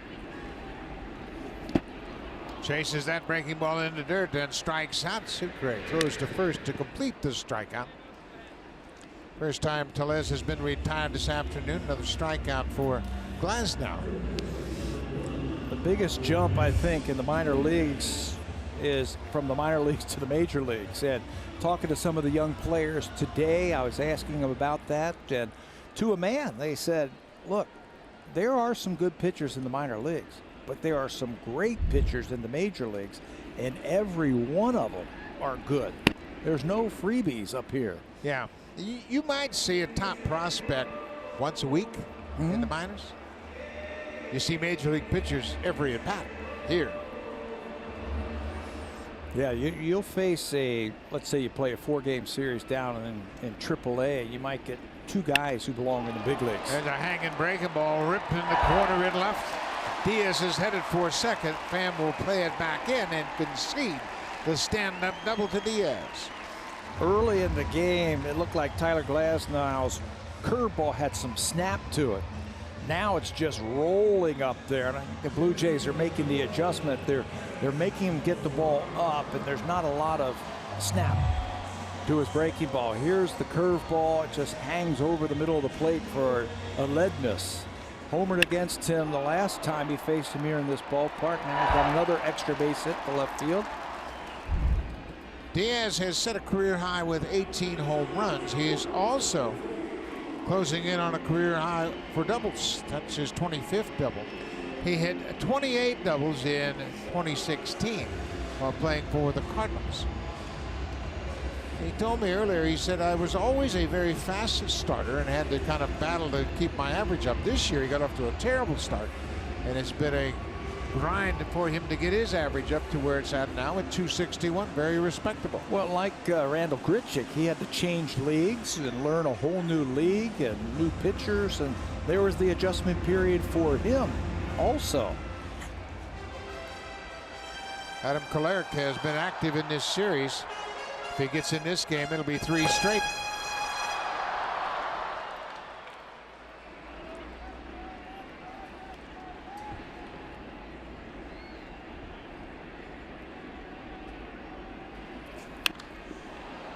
Kevin Pillar fouls off that pitch. Kevin had a clean single to right in the 4th inning and scored on Reese Mcguire's RBI double. Pilar scored all the way from first. A terrific trip around the bases for Kevin.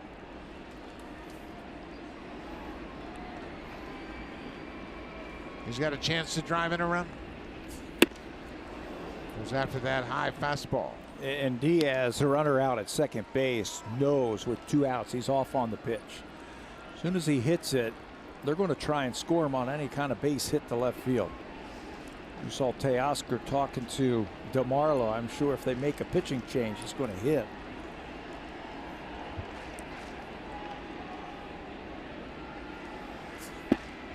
Yeah, that's the role of the bench coach. One of the many roles is to inform the bench players when there might be a move.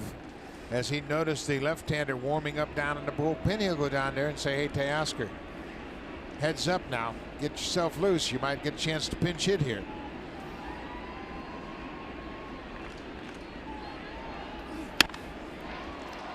Duffy at third has handled everything that's come his way. Makes another good play. That'll end the inning. The Blue Jays get a 2-out double from Diaz, but they leave him on base.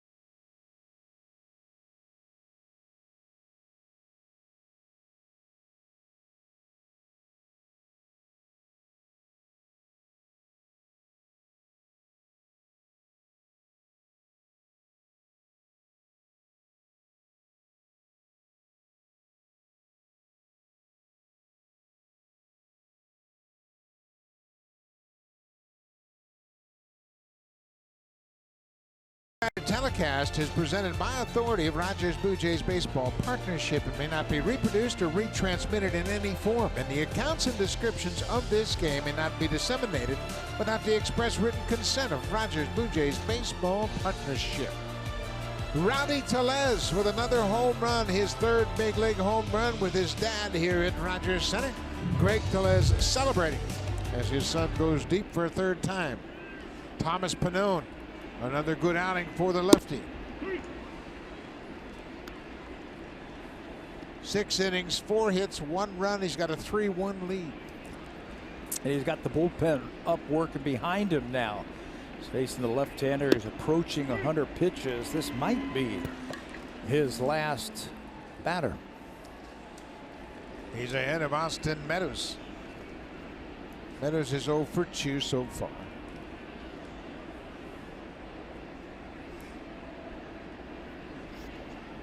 Another breaking ball fouled out of play. And he knows he made a mistake on that 0-2 pitch. They tried to get it away, and he released it, and it stayed over the middle of the plate. Now he's got to come right back with a better one.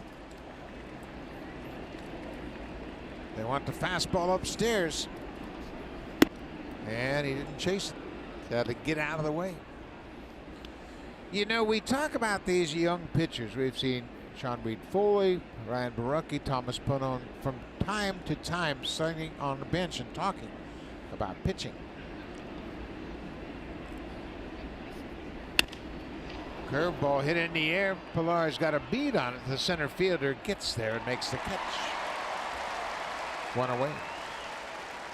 But my point about these young pitchers talking, we saw a picture in a shot of Ryan Barucki talking to Tim Mazin. And I had mentioned at the time, boy, Ryan, it's great that you're helping out some of your other pitchers. He said, I wasn't helping him out. He was helping me out. So Tim Mazin was talking to Barucki about his slider, as Barucki wants to throw a hard slider like Mazin's. I think that's a great addition. But you know how when you sit around and talk, Pat Henkin used to refer to it as talk shop. You sit around and talk shop, good things come out of it. Hey, I never thought of that. That's a great idea. Let me try that. That used to happen all the time. You sit around the ballpark after the game, you let the crowds get out of there. It's another ground ball. Nice play by Gurriel. Gomez is retired, 2 away. And you might say, hey, how did you hold that slider? Teach it to me. I mean, this is how I hold mine. What do you do with yours? Or as a hitter, you say, you know, what were you looking for in that situation? You know, how did you hit that pitch? And by talking about it, just make yourself a better player. The Atlanta Braves beat the Phillies today to clinch their division title. First time they have won the NL East since 2013. And they had that great run of 14 straight division titles under Bobby Cox. As you see, Adam Kolarek and Ryan Stanek. Stanek has served as the opener for the Rays. Now he's warming up late. There's a fly ball to left field, and that ball is hit, and that ball is going to go. Jesus Sucre got a high changeup. That's his first home run of the season. As Ponine kind of telegraphed that changeup, and that's the second home run for Tampa Bay this afternoon, and it's a 3-2 ball game. Sucre is going to enjoy that one because you're right. That's his first home run of the season, his 17th RBI as he takes his trip around the bases. It was a high changeup that just stayed over the middle of the plate. That's his 10th career home run. He hit 7 last year for the Rays in just 176 at bats, but this is his first of the season. And Ponine recognized he left it in a bad spot.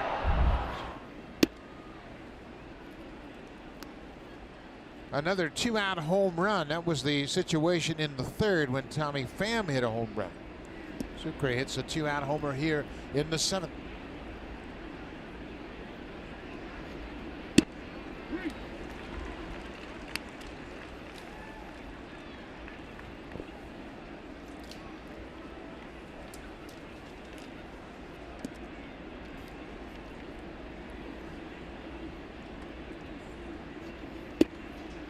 Right on the corner.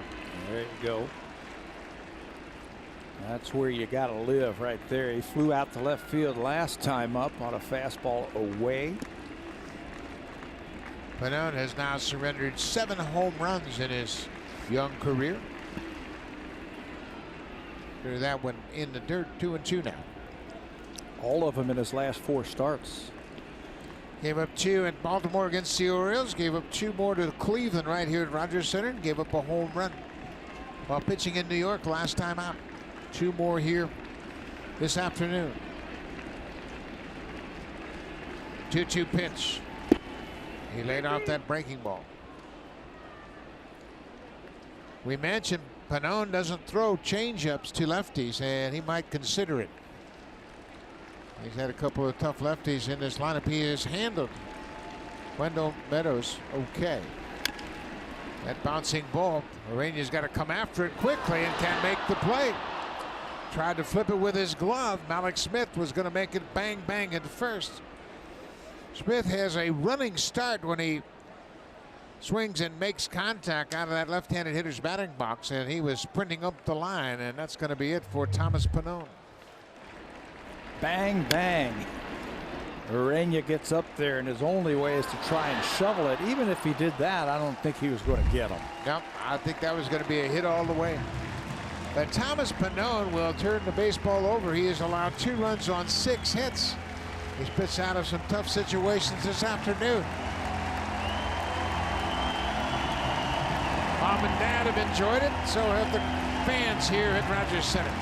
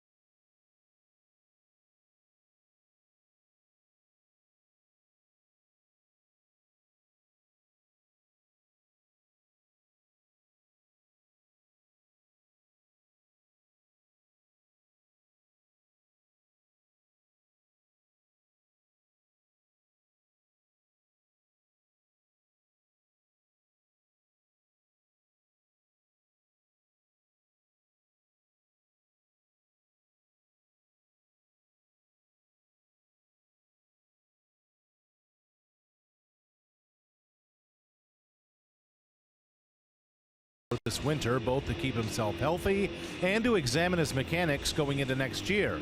Now this offseason, Tepera will be making some tweaks with his delivery, and in doing so, he will be doing extensive video work to the point where every move of his throws will be filmed, then broken down on a computer where he can then look at a screen and decide where he may want to make tweaks at each point of the arm slot and release point.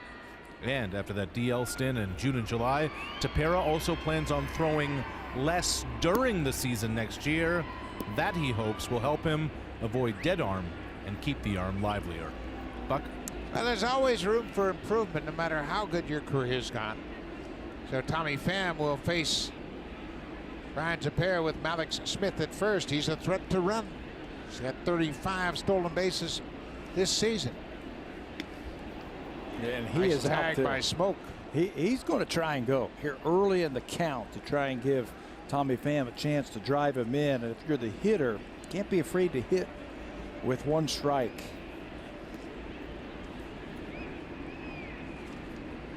Yeah, Pham's a run producer, so you go ahead, sacrifice a strike to give Smith a chance to steal.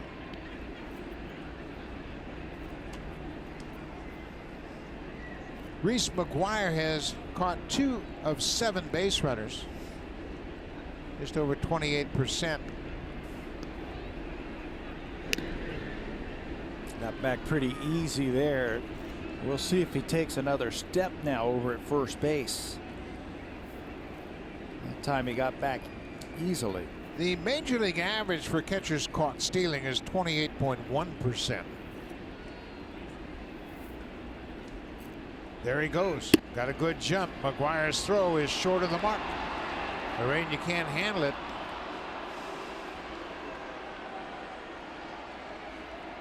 .36 stolen bases now for Mallex Smith. It's been a big play for them, especially since the All-Star break. Second half, the stolen base. We showed you all those offensive numbers since August the 1st, #1 in stolen bases. Here's another one. He is 8 for 9 stealing bases against the Blue Jays. Arena just tried to catch that short hop and put the tag on him all in one motion. So now Pham has a runner in scoring position. Mallex Smith represents the tying run.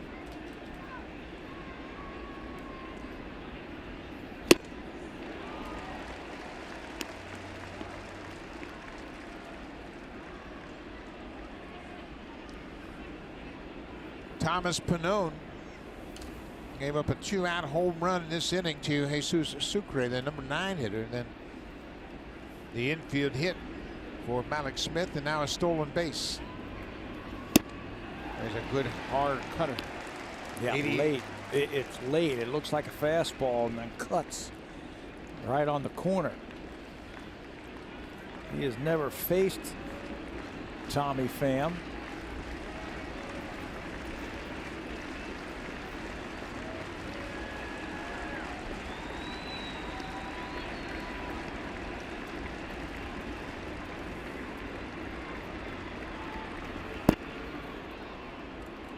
Way outside.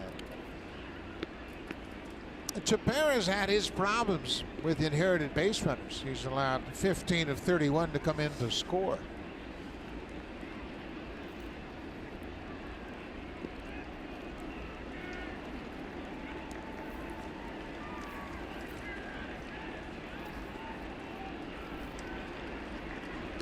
Two and two away. Blue Jays with a 3-2 lead. Wouldn't chase that breaking ball in the dirt. Now it's a full count. Matt Duffy is on deck. Duffy has got 0 for 2 so far. He has a strikeout and a walk. He was retired on a terrific play by Thomas Ponine to end the 5th. Ponine came off the bag and grabbed the ball right near the third base foul line and threw Duffy out. So it's a 3-2 pitch to Tommy Pham.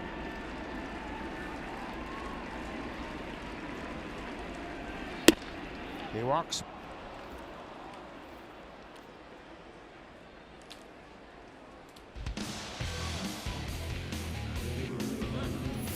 Hurry into Home Hardware's kitchen event, on now until October 9th. Here's how. It is about dinner time, and that looks pretty inviting there. I don't know what you call it, but it's loaded. I know that.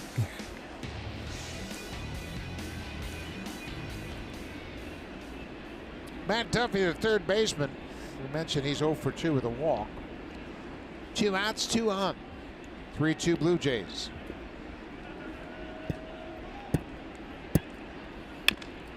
Earlier this year, the Blue Jays were playing the Rays down in Tampa. It was 0-0 in the bottom of the 9th inning. This was the matchup right here. Ryan Tepera versus Matt Duffy, and Duffy beat him with a walk-off single to left field. Got a fastball in the inner half, and he hit it between the shortstop and the third baseman for a game winner. So a chance now for Ryan to redeem himself here. Tying run at second base. Go-ahead run at first.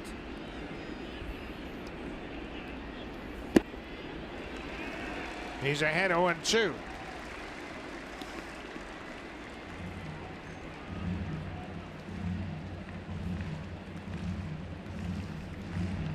Blake Snell will start tomorrow. Tyler Klaas now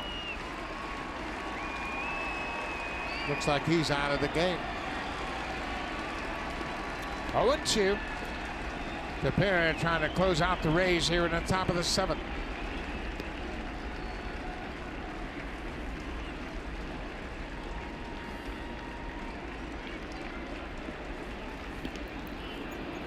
Ball in the dirt. Good job by Mcguire to keep Alex Smith from advancing. Yeah, just give up any part of your body. He is quick to his right. This could be another mound visit now to go over what they want to do here. Tough part of the ball game. Slider down and away. Just block it with something, and he gets it with his bicep. He checks on the runner right away to see whether or not Smith had taken off. It's a mound visit as indicated by the home plate umpire, but Reese Mcguire, he's catching for the 7th time in his big league career. He's made a couple of real timely trips to the mound. Not hesitating whatsoever. No sign.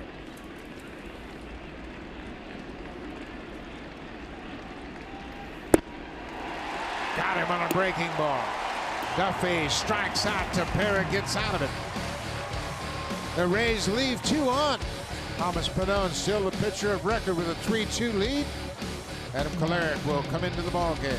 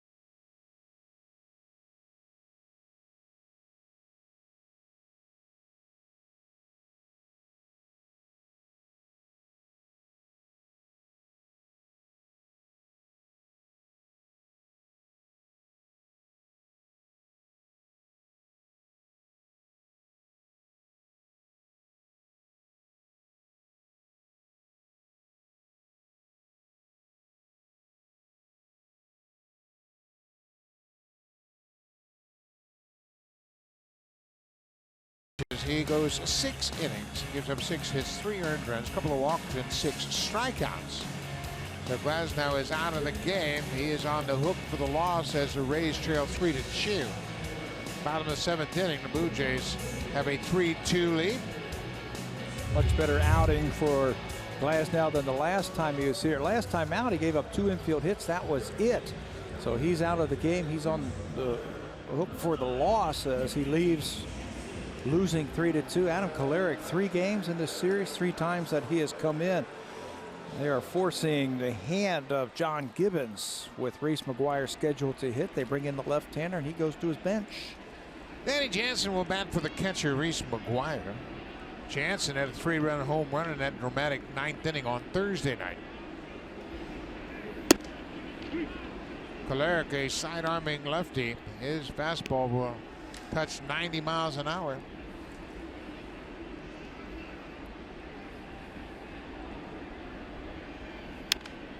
Jansen hits a high pop-up behind shortstop. Adames going out. He calls for it and makes the catch. The pinch hitter, Jansen, is retired.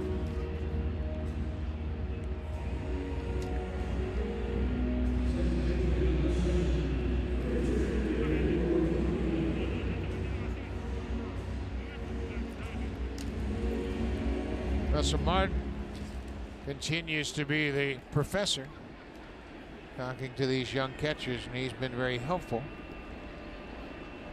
Reed Foley has taken a very nice seat next to the veteran catcher. Rainier rips it to right field on the first pitch. Meadows over to cut it off. Rainier will stop at first base. A 1-out single for the second baseman. Rainier can do some things now. He can play multiple positions defensively in the field. He's a switch hitter. He rips on that first pitch, and now Kevin Cass trying to find out if the reliever is ready. He gets the call, and he's going to make a move.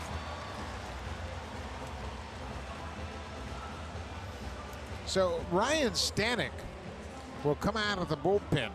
Stanek was the opener here on Thursday night. So Kolarek is on. Stanek's coming in. Teoscar Hernandez has already been announced into the game. It'll be righty on righty.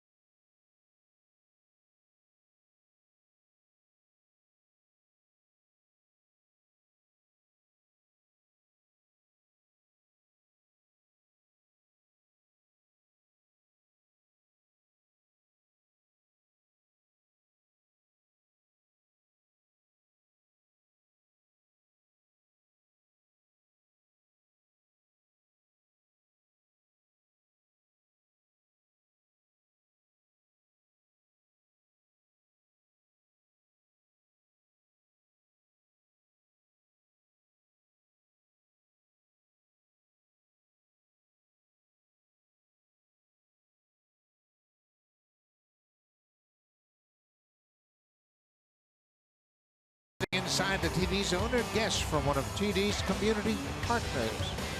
Welcome to Rogers Center, and you're going to see now a right-handed pitcher come out of the pen. It's Ryan Stanek, who was the opener here on Thursday night. Yeah, he started the first game in this series and blew through the first inning. They sent him back out there for another inning. It didn't go so well. Double home run single, then he was out of the game. He's been in 55 games this year with 27 starts and 28 relief appearances for Stanek. The big right-hander is in here. They want a little bit more power on that mound. Big fastball, hard slider, and a splitter from Stanek. Teoscar Hernandez goes after the first pitch. Hernandez was announced into the game with Kolarek still in the ball game, and once Kevin Cash found out that Hernandez was in the game, he went to the righty.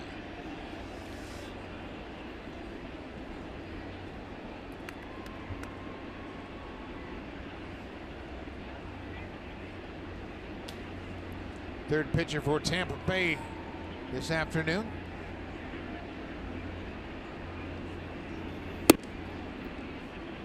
Hard slider away, ball on a strike. Tyler Clippard loosening up. Ryan Tepera got out of a sticky situation in the 7th. Struck out Matt Duffy with a couple aboard.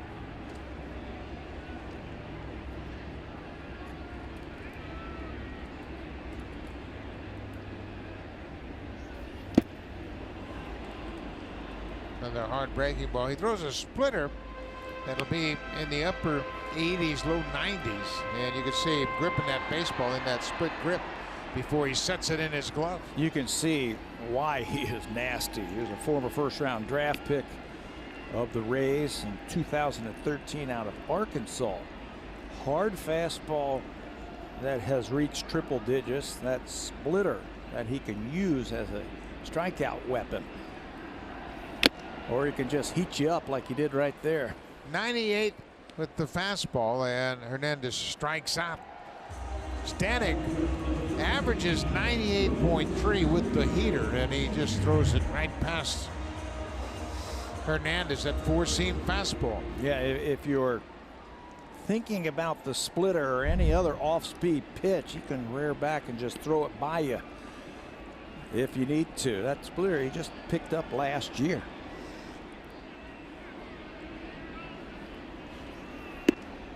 Velocity has not been a concern for Gurriel. He had 2 home runs last night. His first home run came on a 99-mile-an-hour fastball from Diego Castillo in the first inning. And he drilled it to center field 450 feet away.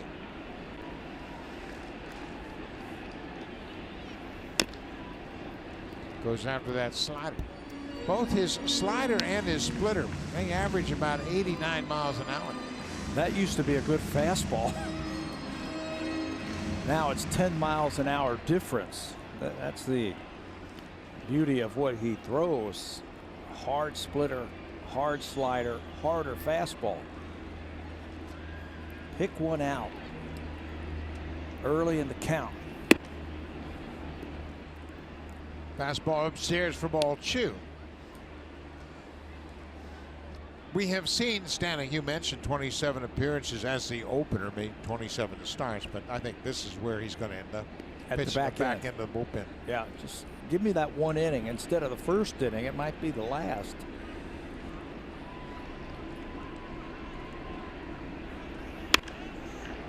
Late on that fastball. That's another thing that the opener concept does. They were trying him at the back end and it just wasn't working. He was getting, you know, as a young player trying to finish off games, I think it takes a veteran to understand that. So they said, you know what, let's put you at the beginning of the game. You can empty the tank in one inning. And there's still plenty of innings to go. I think eventually he will end up here. 2-2 to Gurriel. Another high fastball. Stanek with a couple of strikeouts. 7 innings. Blue Jays have a 3-2 lead. Tyler Clippard coming out of the Blue Jays pen.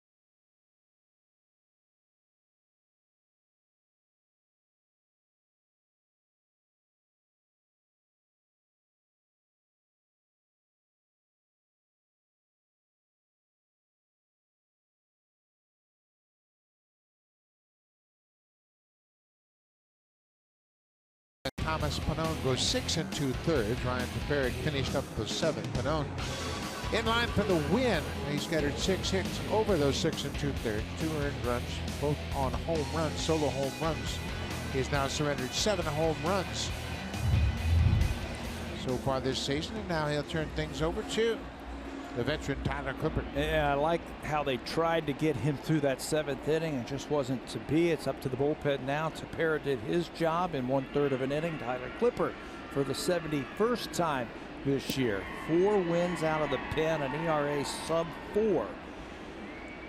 Averaging 10 strikeouts per 9 innings. A couple other defensive changes for the Jays. Danny Jansen pinch hit for Reese Mcguire. He takes over defensively behind the plate in left field. It is Jonathan Davis taking over for Billy McKinney, who is lifted for the pinch hitter. First pitch popped up, and that's going to be right off the top of the screen. C.J. Cron 1 for 2. He had a sharp single in the 6th inning. He was erased on a double play.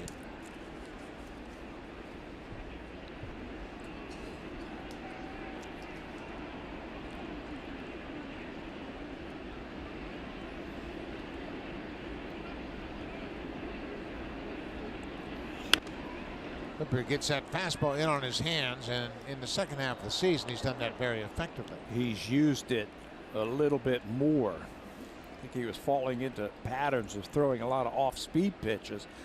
So why not just use it early in the count? Let me get ahead with my fastball. Clippard said early in his career he'd throw 60% fastballs. Kevin Kiermaier, the speedy center fielder, does not start. He's on the bench, loosening up. Got him. That might have been the splitter as it sails top of the zone. C.J. Cron thought it was high, but he's called out. Yeah, that's a split. You can just see how it tumbles in. Sometimes it'll slide away, sometimes it'll sink, sometimes it'll tumble. This time right at the strike zone and gets the call. It's a big first out. Joey Wyndham, he's a threat to bunt in this situation, even though there's 1 out. Would you read his mind or something? It's a good idea. The second baseman is deep. That's Urania, and you're just trying to get it by the pitcher. And then it's a foot race between you and the first baseman. He's just one of those guys that is so aware it's a 1-run game. They need a base runner.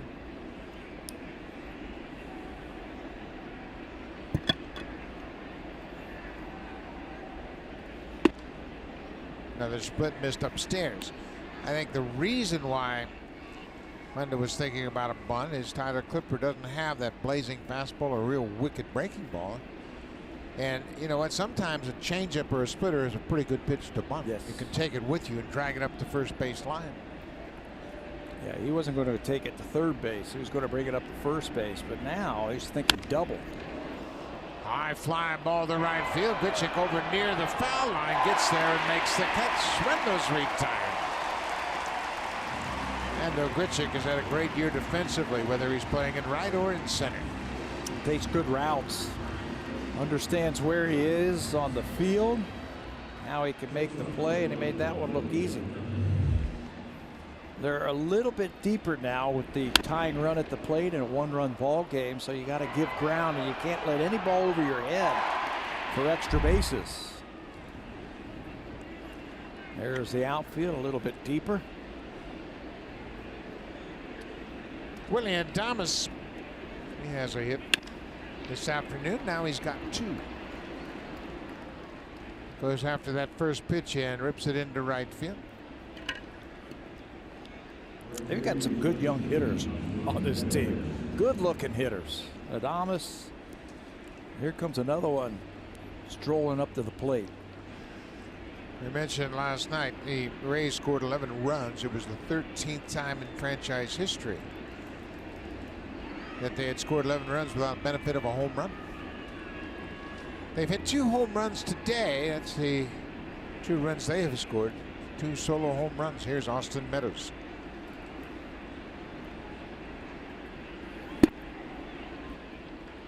Meadows is 0 for 3 after a 3-hit game last night.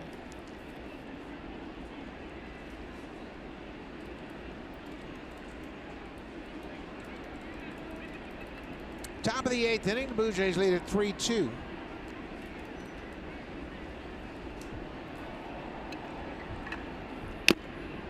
Rookies accounting for all 3 of the Blue Jays' runs. Rowdy Tellez hit a 2-run home run in the 4th inning.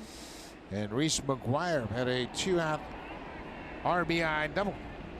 See, G-Man Choi has grabbed a bat. He's on deck. This is Tyler Clippard's inning. No action in the pen. You got a lefty at the plate here at Meadows, a lefty on deck for Gomez, the DH. This is Tyler's inning right here.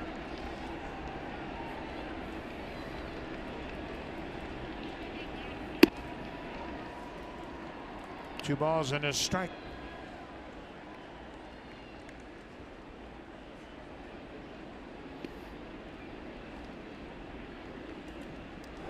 Hard throwing Jose Alvarado.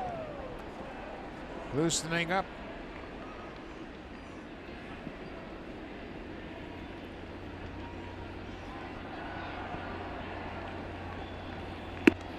Three balls and a strike now.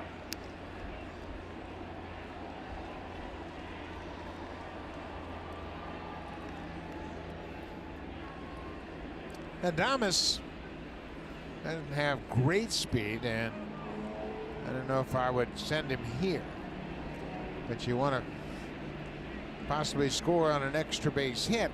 3-1. Not running. Yeah, just wait one pitch, and now he's going to take off here. 3-2. Meadows has not seen Clippard's changeup before. That was a pretty good one. He might double up and throw him another one.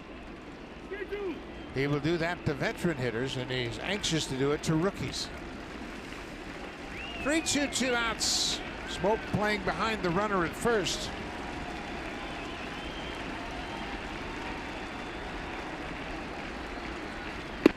Got it. Came right back with another off-speed pitch and strikes out Meadows to end the inning. The Rays leave a base runner. We'll go to the bottom of the 8th. The Blue Jays lead at 3-2. Now time for a Blue Jay Central update. Here's Jamie Campbell and Joe Siddle in the Samsung broadcast studio.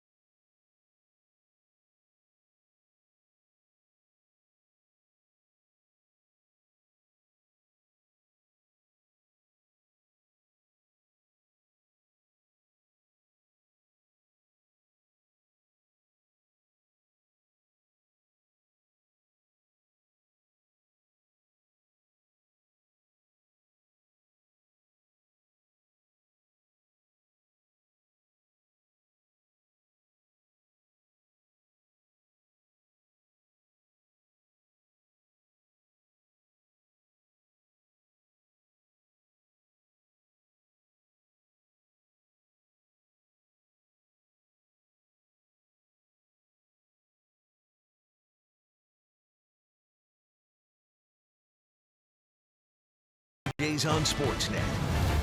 Presented by Honda at the Model Clearout event. The real victory lap is the drive home. Well, if you like pitching, you're going to love the game tomorrow.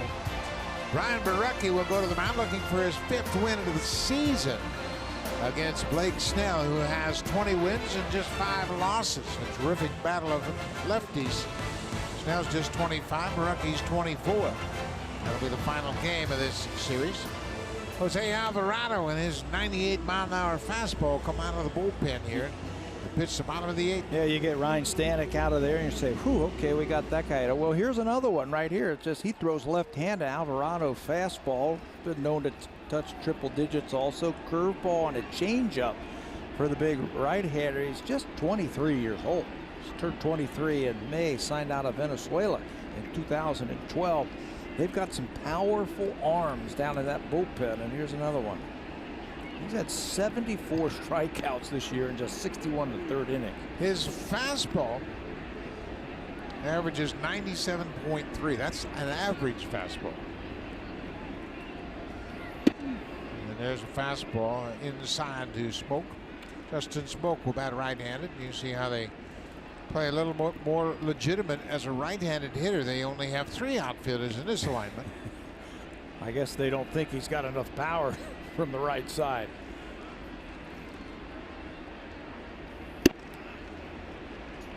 Another fastball. This is a good one.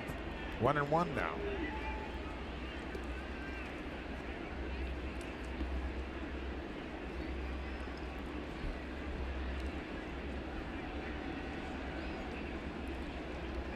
Smokey's hit 5 home runs versus left-handed pitching this year. So, yeah, he's got home run power. Hard breaking ball. 1-2. He's hit .238 batting right-handed compared to .250 batting left-handed.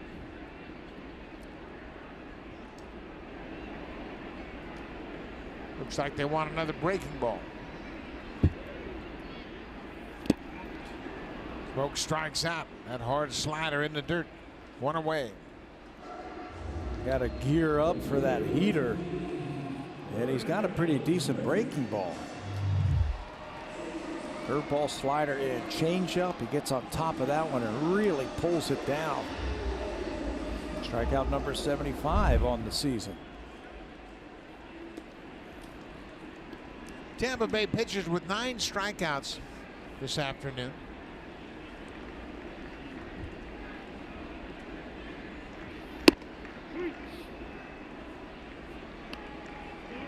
Seems like every one of these guys throw in the upper 90s. Stanek struck out Hernandez and Gurriel with 98-mile-an-hour fastballs.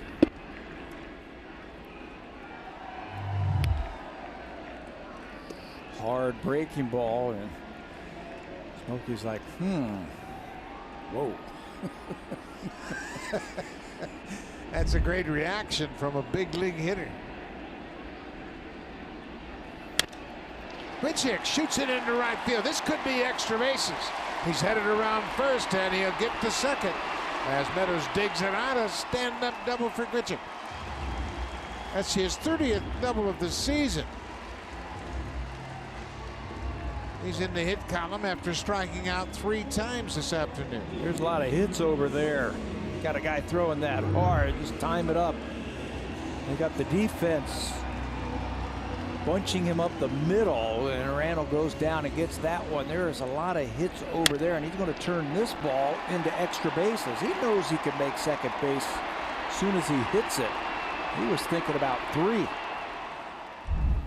For Grichuk, that's his 32nd extra base hit since the All-Star break. That's 3rd most among American League batters, trailing only Matt Chapman and Chris Davis. Rowdy Tellez has a single and a 2-run homer.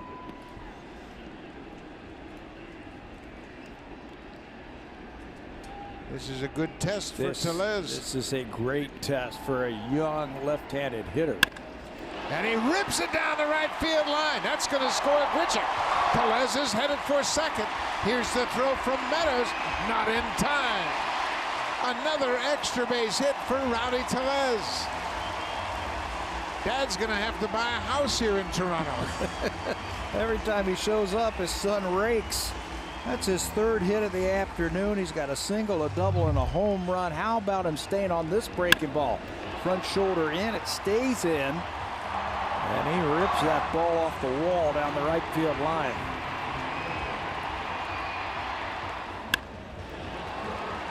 Yeah. 3 RBIs this afternoon for Rowdy. What a day for Rowdy Tellez once again. He comes off the field in favor of the pinch runner. 4-2 Blue Jays. Anthony Alfred, the pinch runner at second.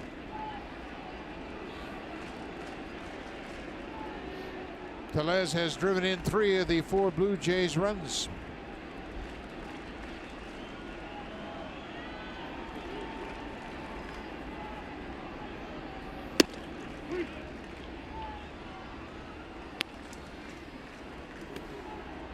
Aledmus Diaz had a double his last time up. Blue Jays now with 9 hits.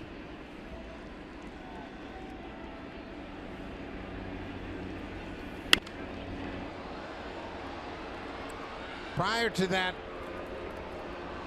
double for Tellez,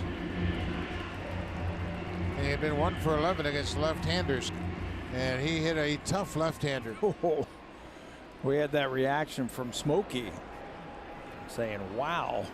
Ken Giles, the closer, loosening up for the Jays. So yeah, he's good. He stayed right in there on that breaking ball. Alfred moves up on the ball in the dirt.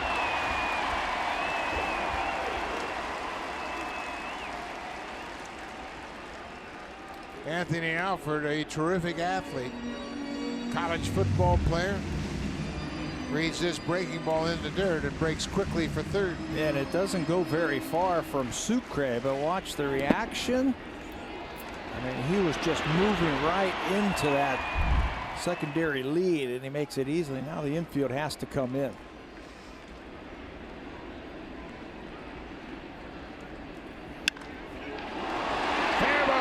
Just inside the line at third. Alfred's in to score. Diaz is headed for second. Here's the throw, and he is out. Diaz signaling that he thought he beat the throw. Tommy Pham with a strong throw from the left field foul line. Alfred scores the 5th Bluejay run. Diaz credited with an RBI. It'll be a single. Now both teams checking with the replay. Take a look at this. Pham with a really good throw. Good strong throw to the bag. It looked like he tagged him in the left foot, but the right foot was the one that got to the bag. But no, they're not even going to challenge it. No. Too close to call, so Diaz will be credited with a single and an RBI. RBI number 53 on the season. His second hit of the day.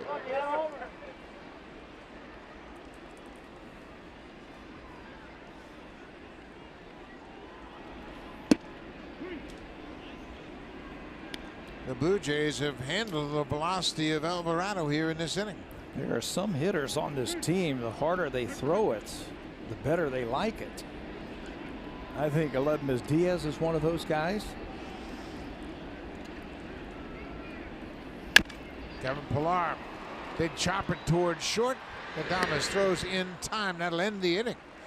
But the Blue Jays scored 2 runs on 3 hits. Rowdy Tellez with a big 3 RBI day. Ken Giles coming on with the close on the line. They're saved in order.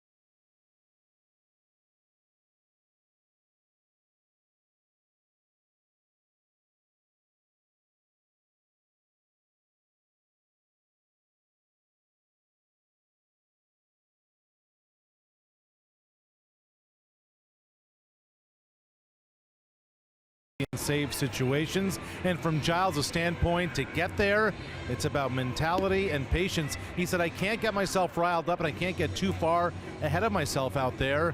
And on top of that, Giles felt his mechanics were off earlier this year in Houston. Now, the change of scenery has helped. He appreciates the improved communication with the coaches here, and that quote, "They let me go out there and be myself." So now to get to 23 for 23, Giles says, stick with the game plan, stay within yourself, stay calm, and the calmer I am, the more relaxed the guys behind me will be. Guys? Well, that's for sure. And you see a closer out there who's walking around the dirt, grabbing a rosin bag, not anxious to throw. Doesn't put a lot of confidence in your defenders, but Giles has been very aggressive. Hitting with a pinch hitter, Brandon Lau comes off the bench to bat for Gomez. He goes after the first pitch, and it's a high fly ball into center. Pilar calls for it early on. Waits and makes the grab. One away.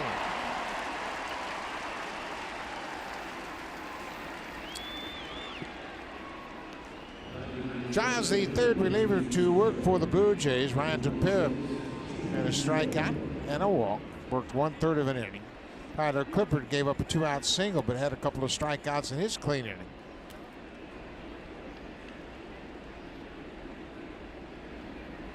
That always helps in a safe situation. 1 pitch, 1 out. Now you can be super aggressive here.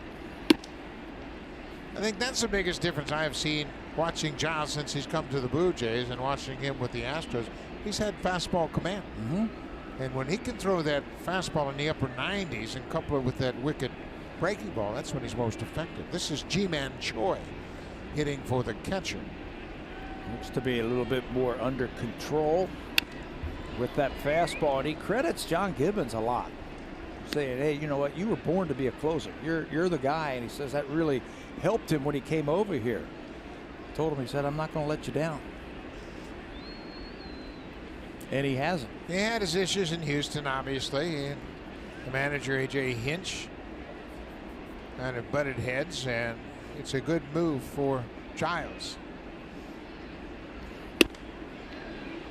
Check swing, no swing, according to Jeff Nelson. That pitch looked like it could have been called a strike, a high strike.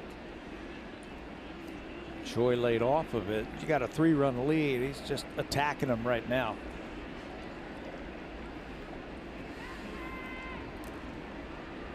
Blue Jays have out-hit their Rays 10-7 here this afternoon.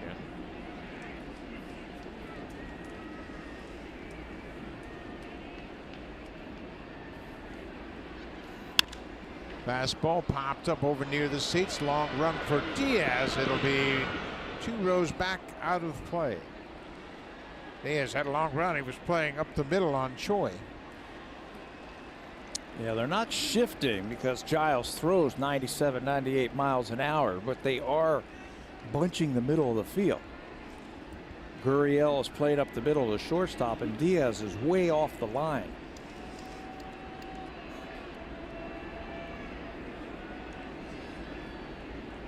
You can see where their stats tell them where Choi hits the ball on the ground.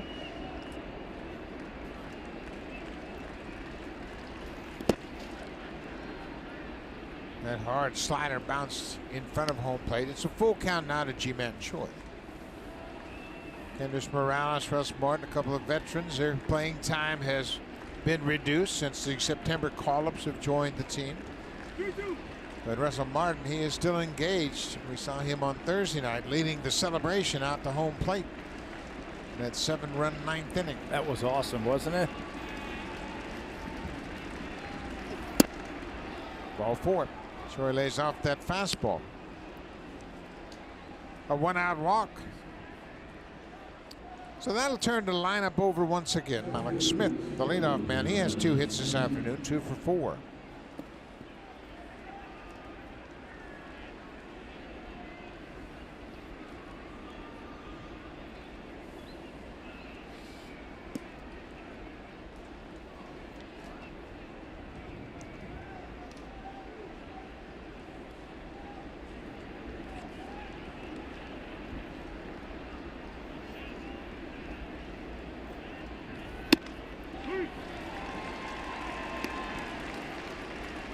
Tommy Pham is on deck if Smith can stay out of a double play.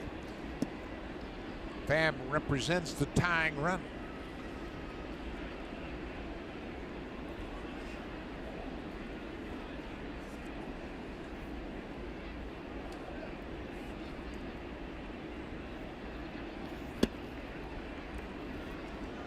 Ball and a strike on Alex Smith. He started in center field this afternoon. Kevin Kiermaier is on the bench. We still have that lefty bat available. He's got his hitting gloves on. He's got his game saver on his thumb too. He's ready to go. He's ready to hit. Just depends on if they can get to him. Giles hasn't given up a run in his last 7 appearances. That's how good he's been. Alex Smith had a pretty good cut at that slider.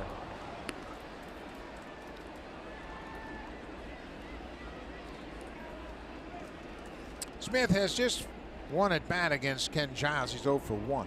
Blake Snell on the left. He'll go tomorrow. You can see it has cooled off here at Rogers Center. Players have broken out the hoodies. Brian Barucki will go to the hill for the Blue Jays. He's 4 and 4. Nice. Giles came back with that good slider.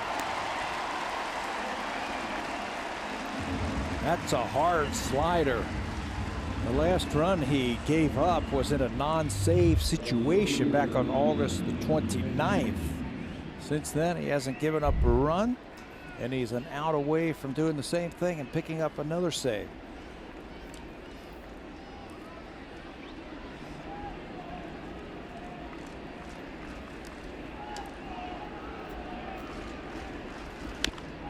Right back to the mound. This will do it. Giles flips to Smoke, and that's the ball game. Pham bounces out as Giles picks up the save. Thomas Ponine the win. For Giles, that's his 24th save of the season. Big day for Rowdy Tellez. Yeah, Thomas Ponine did his thing, pitching into the 7th inning. The bullpen slammed the door on Tampa Bay, didn't give them a chance to come back. And the young kids like Rowdy Tellez with the big day, drove in 3 runs with a single, double, and a home run. And the Blue Jays will win game 2 of this 4-game series. Ken Giles still perfect in save opportunities this year. It's been great since he's come to the Blue Jays. The Blue Jays win it. Ponine with the win. Rowdy Tellez 3 hits. We'll see you tomorrow night. Thanks for watching, everybody. Stay tuned. Here's Jamie and Joe in Blue Jays Central.